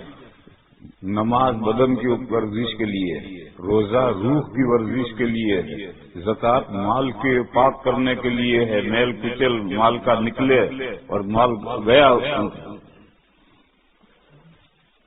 ایک مسئلہ یہاں رکھو کہ جب مال زکات مال کا میل ہے تو کوئی غریب لے گا ہی نہیں کہ میں کیوں میل کھاؤں. تو اس لیے میرے بھائیوں اس مسئلے کو بھی سمجھو. مالدار نے 1000 پاؤنڈ میں سے 250 پاؤنڈ الگ کی. یہ میل ہے، ان 1000 کا یہ میل ہے. پھر جب غریب کے ہاتھ میں دیے اور وہ مالک ہو گیا تو احکام بدل گئے. اب وہ میل نہیں رہا. اور اس کی دلیل یہ ہے کہ وہ جو مالدار جب ہم نے 250 پاؤنڈ دیا ہے وہ کسی مالدار کو ہدیہ کرنا چاہے کر سکتا ہے، کسی مالدار کو دعوت کرنا چاہے کر سکتا ہے، کیونکہ اس کے ہاتھ میں جانے کے بعد تبدل ملک سے تبدل شے ہو جاتی ہے. پخانا، اوپلا، گوبر جلا کر راکھ کر دو پاک ہو گئے، کیونکہ ماہیت بدل گئی. ماہیت بدلنا کسے کہتے ہیں؟ ایک چیز اندر تھنگ بن جائے اور پھر اسے لوٹا کر پہلی چیز کی طرف کسی طرح سے ممکن نہ رہے تو تبدل ماہل ہو جائے. اور اگر صابن بنایا اس میں مردار کی چربی ڈالی تو تبدل ماہیت نہیں ہو، وہ ناپاک ہے ابھی. مگر ایکسٹرنل یوز میں کوئی حرج نہیں، بدن سے دوڑا لیو، لیکن کھانا کھا نہیں سکتے. اور اوپلا جل کر کے راکھ بن گیا، اب اندر سنگھ بن گیا. اب اس کو لوٹا کر کے آپ گوبر نہیں بنا سکتے کسی بھی طرح تو پاک ہو گیا. یہ سب مسائل ہیں.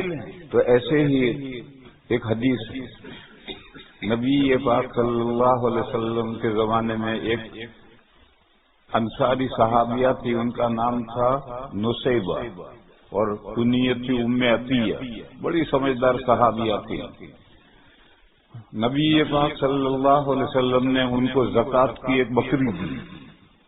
انہوں نے وہ بکری ذبح کی اور ذبح کر کے اس کا گوشت، کچھ گوشت حضرت عائشہ کو ہدیہ کیا. دیکھو حضور کی جتنی بیویاں تھیں، جن حضور کے لیے اور حضور کے خاندان کے لیے زکوٰۃ حرام ہے، ان خاندانوں کی حضور کی بیویاں نہیں تھیں. تو ان کو ہدیہ کیا حضرت عائشہ کو. گوشت پک رہا تھا، حضور تشریف لائے تو روٹی چٹنی پیش کی گئی. تو حضور نے پوچھا کہ کیا یہ گوشت میں میرا حصہ نہیں؟ تو حضرت عائشہ نے کہا کہ یا رسول اللہ، یہ تو اس بکری کا گوشت ہے جو آپ نے نصیبہ کو زکوٰۃ کی بکریوں میں سے دی ہے. انہوں نے بکری ذبح کر کے مجھے ہدیہ دیا ہے، آپ کے لیے زکوٰۃ حرام ہے. تو حضور نے فرمایا قد بلغت محلہ، وہ زکوٰۃ اس کی جگہ میں پہنچ گئی. اب اس نے ذبح کر کے ہمیں ہدیہ دیا تو ہمارے لیے ہدیہ ہے.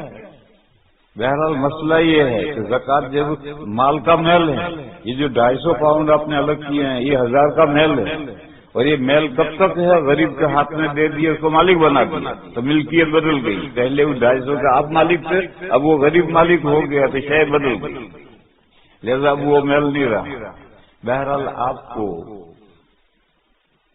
جو زکوٰۃ کا ہمیں حکم دیا ہے شریعت نے، وہ مال کو پاک کرنے کے لیے دیا ہے.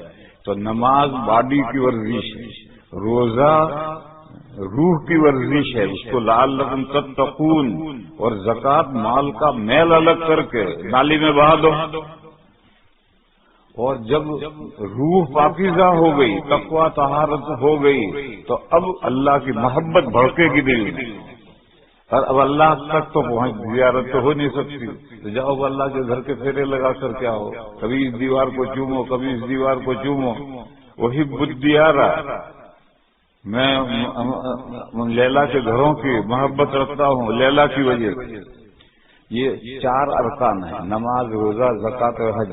ان 4 ارکانوں کی مصلحت یہ ہے. ان مصلحتوں سے یہ 100 ارکان اللہ تعالیٰ نے متعین کیے. بات میرے بھائیوں پھیلتی چلی گئی.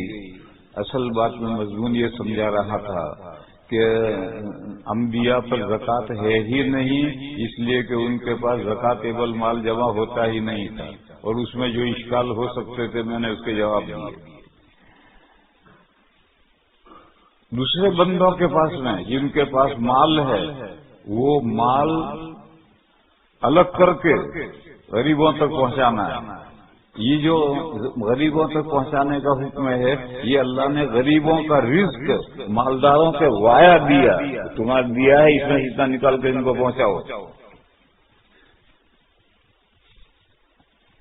www.attableek.com the تو revival of مال اور Iman. اولاد یہ دونوں دو دھاری تلوار ہیں. اگر مال کو وجوہ خیر میں خرچ کرو، اولاد کو نیک دیندار بناؤ، دین پڑھاؤ، دنیا بھی پڑھاؤ، لیکن دین پہلے پڑھاؤ، اور دین پڑھانے کے بعد جتنی دنیا چاہو پڑھاؤ، تو پھر یہ اولاد دنیا میں بھی آپ کی وفادار رہے گی، کتا پالنا نہیں پڑے گا، اور آخرت میں بھی یہ کار ثواب بنے گا. اور مرنے کے بعد بھی یہ نیک اولاد جو ہے اور اچھے مال کے جو آپ صدقے جاریہ کر کے گئے، اس کا ثواب پہنچتا رہے گا. اور خدا نہ خواستہ آپ مال پر سانپ بنے بیٹھے رہے، یعنی میرا مال میرا مال، اور اولاد کو ادھر ادھر کے ساری دنیا سارے علوم پڑھا دیے، دین ہی نہیں پڑھائے، تو یہ سب اولاد بھاگ جائے گی بڑھاپے میں. جب اس کے پر آ جائیں گے تو اڑ جائے گی، پھر آپ کی خدمت نہیں کرے گی، آپ کو اولڈ پیپل ہوم میں جانا پڑے گا. اب تو دور آ گیا ہے، ہمارے ہندوستان میں بھی لوگ سوچتے ہیں کہ اولڈ پیپل ہوم بنائیں، کیونکہ اولاد نا انجار ہو گئی، نالائق ہو گئی، اور نالائق اس لیے ہوئی کہ دین پڑھایا ہی نہیں. اور دین پڑھاؤ کبھی اولاد نالائق نہیں ہوگی، ہمیشہ آخری سانس تک باپ کی خدمت کرے گی. اگر اولاد نیک ہے، پڑھی لکھی ہو اور دین کا ضروری حصہ پڑھی ہوئی ہے تو اولاد کی خدمت کرے گی. تو قرآن نے فرمایا کہ مال اور اولاد یہ دو دھاری تلوار ہیں، اگر آپ احتیاط سے استعمال کریں تو دشمن کا سر پھوڑے گی، اور اگر آپ نے بے احتیاطی کی تو اپنا سر پھوڑو گے. اور یہ قرآن نے فرمایا کہ تمہاری کچھ بیویاں اور تمہاری کچھ اولاد تمہاری دشمن ہیں، لہذا چوکنا رہو. ایک حدیث شریف ہے، اس حدیث شریف میں حضور نے فرمایا کہ بنیان دو ہیں، بتانا بنیان دو ہیں. ایک بتانا تو خیر اچھا بنیان، اور ایک بتانا تو شر برا بنیان. جس کو اچھا بنیان مل گیا اس کے پانچوں انگلیاں گھی میں وارے نہیں آ رہے، اور جس کو برا بنیان مل گیا خدا کی پناہ. اچھا بنیان کیا ہے؟ رات کو بیوی اٹھی، اب شوہر کو بھی اٹھانا ہے تہجد کے لیے، اور وہ بڑی گہری نیند سو رہا، تو اس نے ہاتھ بھگایا، اور ہاتھ بھگا کر کے شوہر کی آنکھوں پر پھیر دیا، تو آنکھ کھل گئی، اور دونوں نے اٹھ کر کے نماز پڑھی. تو یہ بہترین بنیان ہے کہ خود بھی اس نے عبادت کی اور شوہر کو بھی لگایا. اور ایک بیوی ایسی بھی آتی ہے کہ گھر میں آتے ہی پہلے دن سے مجھے پکچر دکھاؤ، مجھے فلاں چیز میرے لیے لاؤ، فلاں ساڑی لاؤ، فلاں یہ لاؤ، دنیا بھر کے مطالبے شروع ہو جاتے ہیں. برا بنیان. نبی پاک صلی اللہ علیہ وسلم کی حدیث میں اس کی ایک مثال آئی ہے. ایک دن نبی پاک صلی اللہ علیہ وسلم فاقے سے تھے، پتہ نہیں کتنے دن کا فاقہ تھا. تو دوپہر کے وقت حضور گھر سے نکل کر مسجد نبوی میں آئے، دونوں ساتھ ساتھ لگے ہوئے ہیں. جب دوپہر فاقہ ہوگا، دوپہر کو نیند نہیں آئے گی، تو آدمی باہر نکلے. تھوڑی دیر ہوئی، حضرت ابوبکر کا دروازہ بھی کھلا، وہ بھی نکلے. حضور آئے، ابوبکر بھائی یہ کیا وقت ہے نکلنے کا گھر سے؟ عرب میں جیسے ہمارے یہاں لو لگتی ہے، عرب میں لو نہیں لگتی، دھوپ لگتی، اور دوپہر کو کوئی گھر میں سے نہیں نکلتا. تو حضرت ابوبکر نے کہا کہ یا رسول اللہ نیند نہیں آ رہی تھی، تو میں نے سوچا کہ آپ کی زیارت کر کے آ جاؤں، تسلی ہو جائے. ابھی دونوں کھڑے تھے کہ حضرت عمر کا دروازہ کھلا، وہ بھی نکل کر آئے. حضور نے ان سے بھی پوچھا کہ بھئی یہ نکلنے کا کیا وقت ہے؟ تو انہوں نے کہا یا رسول اللہ پیٹ میں چوہے قل ہو اللہ پڑھ رہے ہیں، نیند نہیں آ رہی تھی، تو میں نے سوچا کہ آپ کی زیارت کر کے آؤں تو تسلی ہو جائے. تو حضرت ابوبکر اب کھلے، کہنے لگے یا رسول اللہ میرا بھی یہی حال ہے، وہ بھی بھوک کی وجہ سے نیند نہیں آ رہی. تو حضور نے فرمایا انی اجید بعض ذالک، میرا بھی کچھ یہی حال ہے. اب تین بھوکے کھڑے ہیں، اب تینوں میں مشورہ ہوا کہ بھئی کہاں کس دوست تک جانا چاہیے. دوست تک بے تکلفی ہوتی. تو ایک صحابی ہیں انصاری ابو الہیثم بن تیہان، وہ کھجوروں کا باغ ان کا تھا اور کھجوریں پک رہی تھی اور وہ فیملی کے ساتھ باغ میں چلے گئے تھے، تو تینوں نے کہا کہ ابو الہیثم کے باغ میں چلو، وہاں کھجوریں ہوں گی، کھانے کو ملیں گی تو بھوک مٹے گی۔ پہنچے دھوپ میں، ابو الہیثم کے باغ میں پہنچے تو فیملی وہاں تھی، بیوی اور ابو الہیثم نہیں تھے۔ حضور نے پوچھا بھائی تمہارے میاں کہاں ہیں؟ تو انہوں نے کہا یا رسول اللہ میٹھا پانی لینے کے لیے گئے ہیں اور بہت دیر سے گئے ہیں، آتے ہی ہوں گے، آپ تشریف رکھیں۔ تو ایک کھجوروں کا چھوٹا درخت تھا زمین سے قریب، اس کے نیچے بہترین سایہ تھا، تو یہ حضرات بیٹھ گئے۔ تھوڑی دیر ہوئی کہ ابو الہیثم پیٹھ پر مشق لادے ہوئے جھکے جھکے آ رہے ہیں، آئے دیکھا کہ 3 حضرات تشریف فرما ہیں، ان کو 1000 مرتبہ دعوت دو تب بھی یہ نہیں آئیں گے، آج اتفاقاً ہے۔ جلدی سے مشق رکھ کر کے آئے، تینوں سے لپٹ گئے، معانے کا کیا۔ پھر ایک کھجور کے درخت پر چڑھ گئے، پورا خوشا کاٹ لائے۔ اب اس میں 10-15 کھجوریں تو پکی ہوئی تھی، باقی کچی تھی۔ تو حضور نے فرمایا یہ سارا خوشا کیوں کٹ کے لائے؟ پکی لاتے، یہ کچے دانے دے کر جائیں گے۔ تو کہا یا رسول اللہ کسی کو کچی کیری بھی پسند ہوتی، کسی کو پکی پسند ہوتی۔ بہت سے بچے، ہم لوگ بچے تھے تو کچی کیریاں نمک مرچ ڈال کر کے کھاتے تھے، تو میں لایا ہوں جس کو کچی پسند ہو وہ کھجور ہے، وہ کچی کھائے، جس کو پکی پسند ہے پکی کھائے۔ بہت معقول جواب دیا۔ خیر اس کے بعد میں وہ اٹھ کر جانے لگے تو حضور سمجھ گئے کہ اب یہ کھانے کا انتظام کرنے جا رہے ہیں، تو حضور نے روکا، دیکھو دودھ والی بکری ذبح نہ کر دی، کیونکہ محبت میں جب غلو ہو جاتا ہے تو سب ایسے ہی پورا خوشا کاٹ لائے تو بکری دودھ والی وہ ذبح کر دیں گے تو پھر دودھ کا پیئیں گے۔ خیر انہوں نے بکری ذبح کی، ذبح کر کے کھانا تیار کیا، تینوں حضرات نے کھایا، پھر ظہر کی نماز پڑھی وضو کر کے، کیونکہ صبح کا وضو نہیں تھا تو وضو کر کے ظہر کی نماز پڑھی، پھر عصر، ظہر کے بعد بیٹھے، عصر تک بیٹھے، پھر بکری کے بچے ہوئے حصے جیسے کلیجی گردہ لایا گیا وہ بھی کھایا، پھر عصر کا وقت آیا تو کسی نے وضو نہیں کیا کیونکہ ظہر کا وضو تھا، تو بغیر وضو کے سب نے نماز پڑھی۔ یہ سب کچھ حضور نے دیکھا کہ ابو الہیثم اکیلے دوڑ کر ادھر جاتے ہیں، دوڑ کر ادھر جاتے ہیں، دوڑ کر ادھر جاتے ہیں۔ تو حضور نے پوچھا ابو الہیثم تمہارے پاس میں کوئی نوکر نہیں ہے، غلام نہیں؟ تو انہوں نے کہا یا رسول اللہ نہیں۔ بات ختم ہو۔ پھر کہیں سے مال غنیمت میں غلام آئے، یہ غلام بہت اچھا بندہ تھا، بہت خوشو مسلمان ہو گیا تھا، خوشو خضوع سے نماز پڑھتا تھا۔ یہاں رک کر کے ایک مسئلہ سمجھ لو، یہ جو غلامی کا مسئلہ ہے یہ اسلام نے شروع نہیں کیا، یہ تو زمانے جاہلیت سے چلا آ رہا تھا، اسلام نے اسے باقی رکھا ہے اس لیے کہ اسلام کو اس میں فائدہ ہے۔ اور یہ جو غلامی کا مسئلہ ہے یہ تو قیدیوں کا ایک سولوشن ہے، جنگ ختم ہو گئی، اگر ہمارے قیدی ادھر ہیں، ادھر کے ان کے قیدی ہمارے پاس ہیں تو قیدیوں کا تبادلہ ہوگا، اور ہمارے قیدی ان کے پاس نہیں ہیں، ان کے قیدی ہیں تو ہم ان سے فدیہ لیں گے، جنگ کا ہرجانہ لے کر چھوڑیں گے، کسی کو مفت آزاد کرنا آزاد کر دیں گے، قتل کرنا مسئلہ ہے تو قتل کریں گے، اور پھر یہ سب راستے ختم ہو جائیں تو پھر اب جو قیدی پکڑے گئے ہیں وہ فوج میں تقسیم کر دیں گے، اور یہ فوجی کے گھر جائیں گے، کھیت میں باغ میں کام کریں گے، اس کے یہاں کھائیں گے، گورنمنٹ پر کوئی بوجھ نہیں۔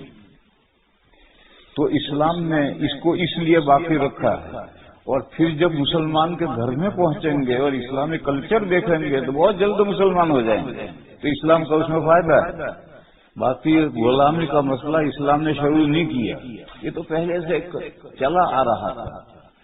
اگر آپ یہ نہیں کرنا چاہتے تو اس سے بہتر سولوشن بتاؤ۔ سیکنڈ وار 1982 سے 1988 تک سیکنڈ وار چلی، 6 سال مسلسل چلی۔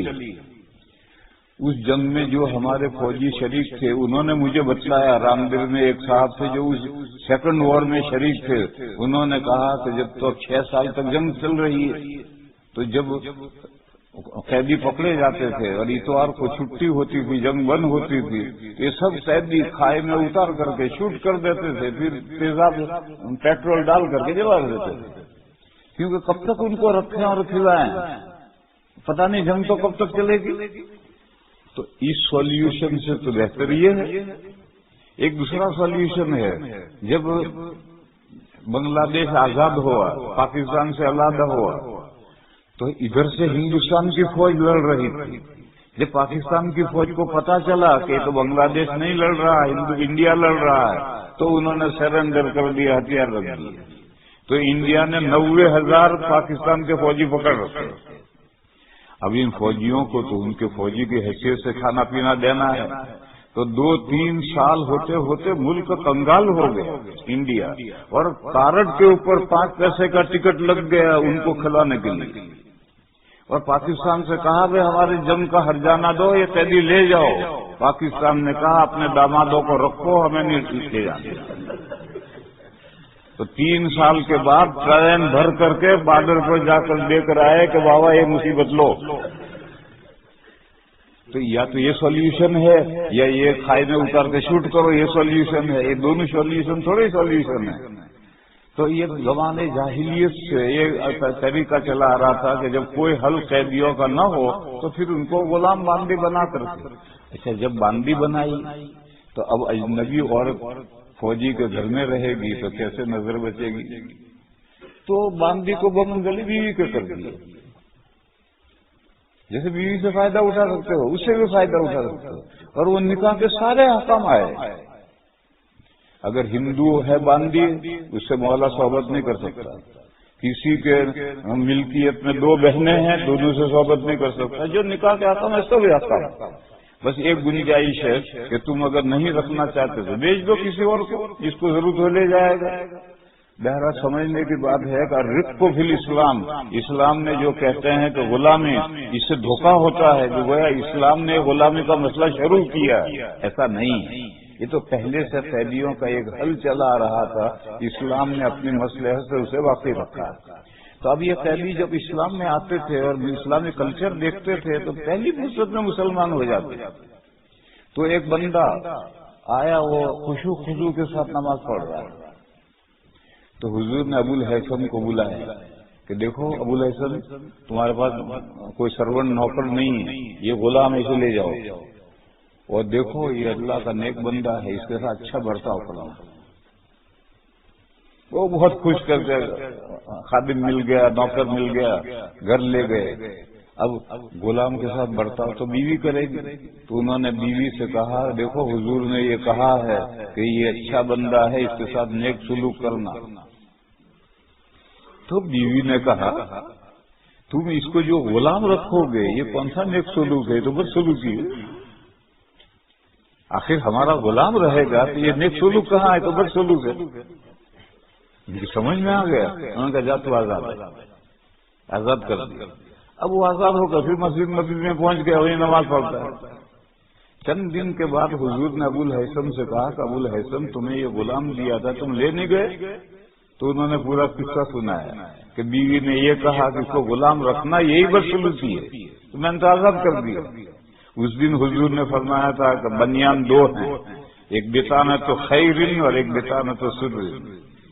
یہ بیوی اس نے اپنے شوہر سے نیکی کا کام کروایا، تہجد کے لیے اٹھایا، آنکھوں پر ہاتھ بھگا ہوا، ہاتھ پانی مت پھینکی ہو، آنکھوں پر بھگا ہوا ہاتھ پھیریں گے، صرف پانی نہیں ڈالنا۔ اور ایک بیوی وہ ہے کہ ہر برائی کروائے، جس کو اللہ تعالیٰ نے نیک بیوی دی جو بطانۃ خیر ہے، بنیان ہے۔ دیکھو بنیان بدن سے لگا رہتا ہے، میاں بیوی کپڑے نکال کر کے سوتے ہیں لگ کر تو ایک دوسرے کے لیے بنیان ہوتے ہیں، مرد عورت کا بنیان ہے، عورت مرد کا بنیان ہے۔ تو جس کو اچھا بنیان مل گیا اب اسے وارے نہیں آ رہے، اور جس کو برا بنیان مل گیا اس کی خیر نہیں۔ تو میرے بھائیوں، میں کہہ یہ رہا تھا کہ اللہ پاک نے ہسٹری کی قسم کھائی، اور ہسٹری بھی کس کی؟ کتنے بجے وقت عشاء سے نماز ہے؟ کتنی دیر ہے؟ 14-15 منٹ۔ تو زمانے کی قسم کھائی گئی، یہ زمانہ انسان کا ہے۔ کہنا کیا ہے؟ کہنا ہے کہ ان الانسان لفی خسر، انسان سب گھاٹے میں جا رہا ہے۔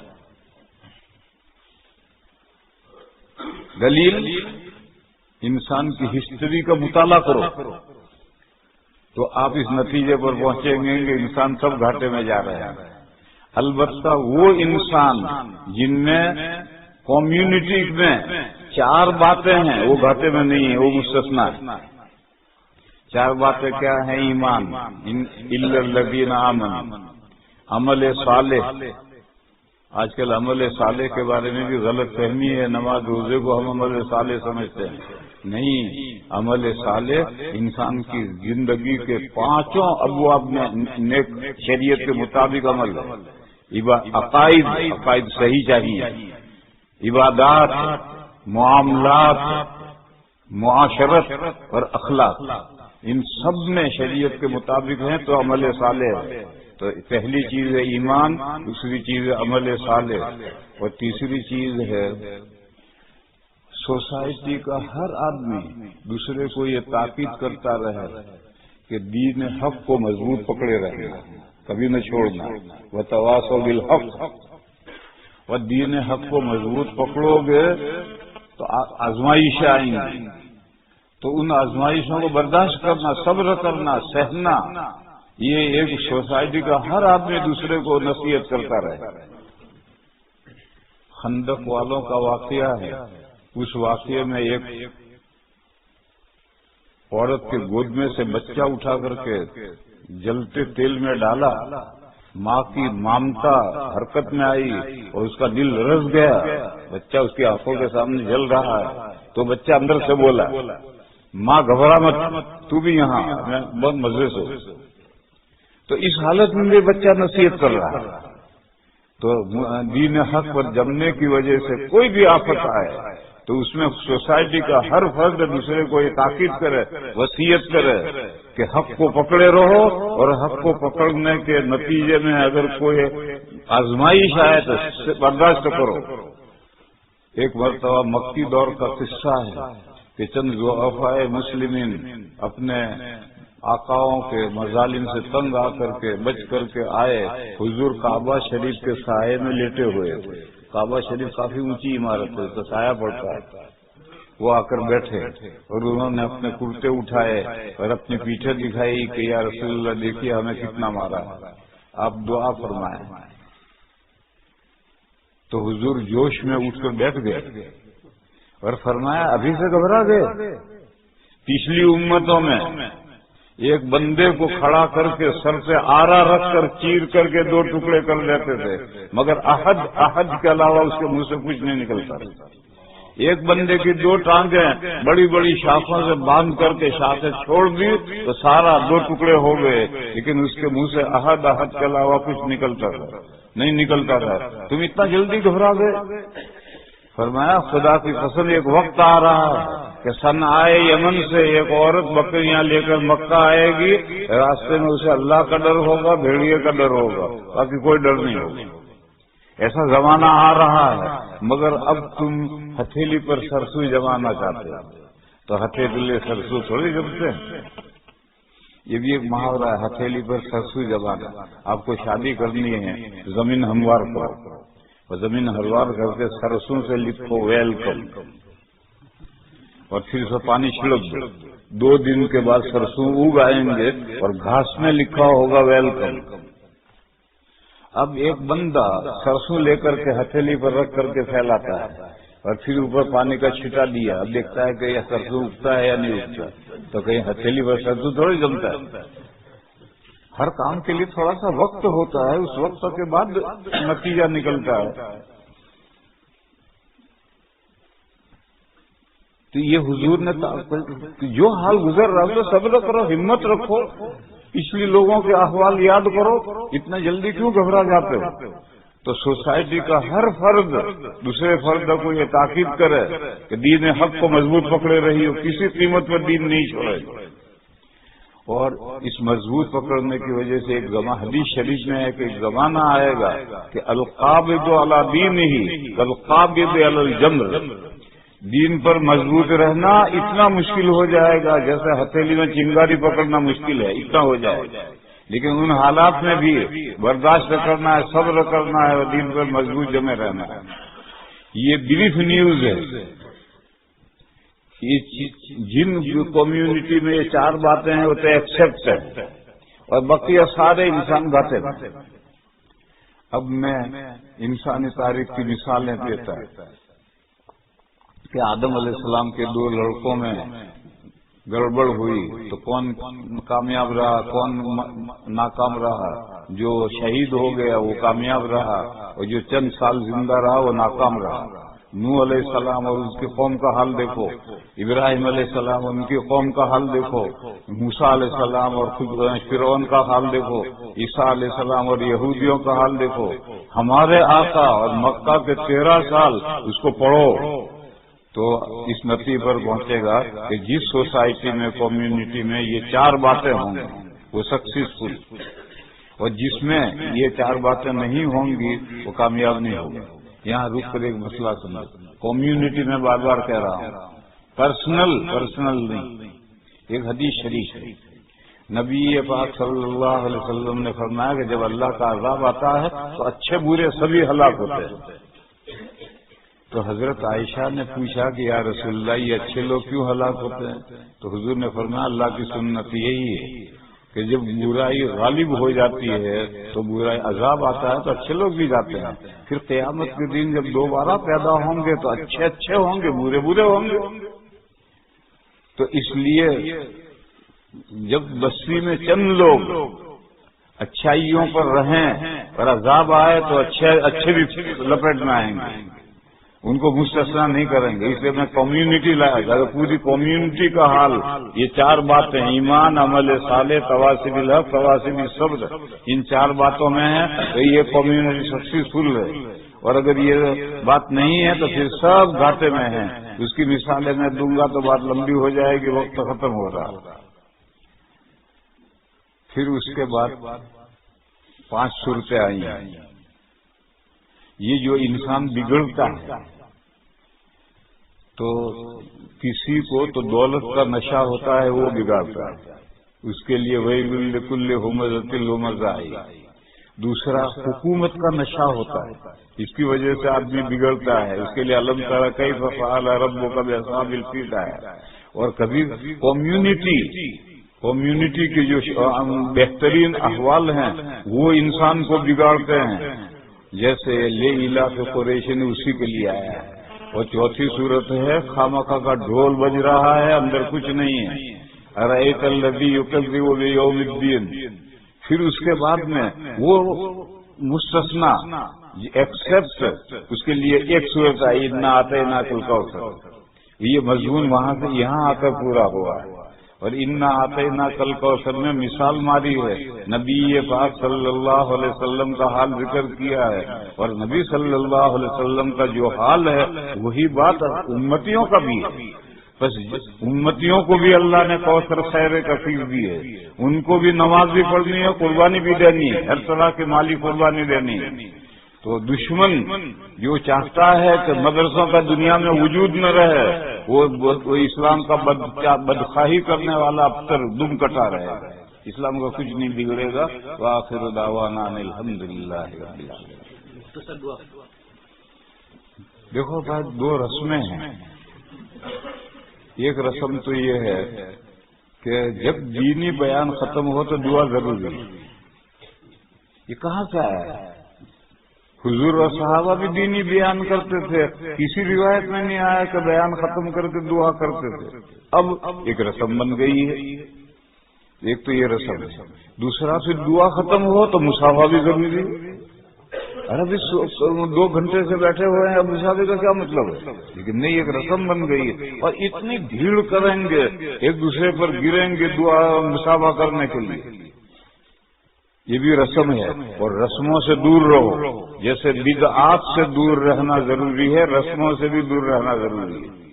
مگر میں چونکہ پہلی مرتبہ آیا ہوں اس لیے دعا کروں گا، اور مسافہ نہیں کروں گا. مسافہ کب کروں گا؟ نماز پڑھ کر، سنت پڑھ کر کافی دیر تک جھک کر بیٹھا رہوں گا. پھر جب کھڑا ہوں گا تو 5-25 ہوں گے، باقی جا چکے. وہ 5-25 ہوں گے، ان سے مسافہ کروں گا، باقی جو جا چکے. درود شریف پڑھو. اللهم صل وسلم وبارك على سيدنا ومولانا محمد وعلى آل سيدنا ومولانا محمد بعدد من صلى وسلم. یا الہ العالمین، ہمیں دین کا فہم عطا فرما، صحیح سمجھ عطا فرما، اور اے اللہ دین کے ایک ایک بات پر ہمیں عمل کرنے کی توفیق عطا فرما. یا اللہ ہماری حسنات میں برکت پیدا فرما، ہماری نیکیوں میں اضافہ فرما. یا اللہ ہماری سیئات برائیوں پر قلم عفو پھیر دے، ہماری برائیوں کو مٹا دے. یا اللہ ہمارے بیماروں کو شفا عطا فرما، ہمارے پریشان حال لوگوں کی پریشانیاں دور فرما. یا اللہ ہمیں دنیا میں بھی بھلائیاں عطا فرما، آخرت میں بھی بھلائیاں عطا فرما. یا اللہ ہماری مغفرت فرما، ہمارے ماں باپ کی مغفرت فرما، تمام مسلمان مردوں اور مسلمان عورتوں کی مغفرت فرما. سبحان ربک رب العزت عما یصفون وسلام علی المرسلین. مولانا محمد عمر صاحب رحمۃ اللہ علیہ جب بیان ختم کرتے تھے تو لاکھوں کا مجمع ہوتا تھا، تو حضرت فرمایا کرتے تھے دیکھو اب تم سب مسافہ کرنا چاہو اور کیا کہو گے؟ السلام علیکم، ہاتھ لمبا کرو. میں بھی کہوں گا وعلیکم السلام، ہاتھ لمبے کروں گا، اور ہاتھ ملا کر تم گئے میں الگ ہوگا. یہی تو کرو گے، اس کے لیے ہاتھ ملانے کی کیا ضرورت ہے؟ میں سلام کرتا ہوں، جواب دو. پھر حضرت فرماتے تھے السلام علیکم ورحمۃ اللہ وبرکاتہ. پھر حضرت فرماتے تھے الی اللقاء، آؤ جو، بائے بائے.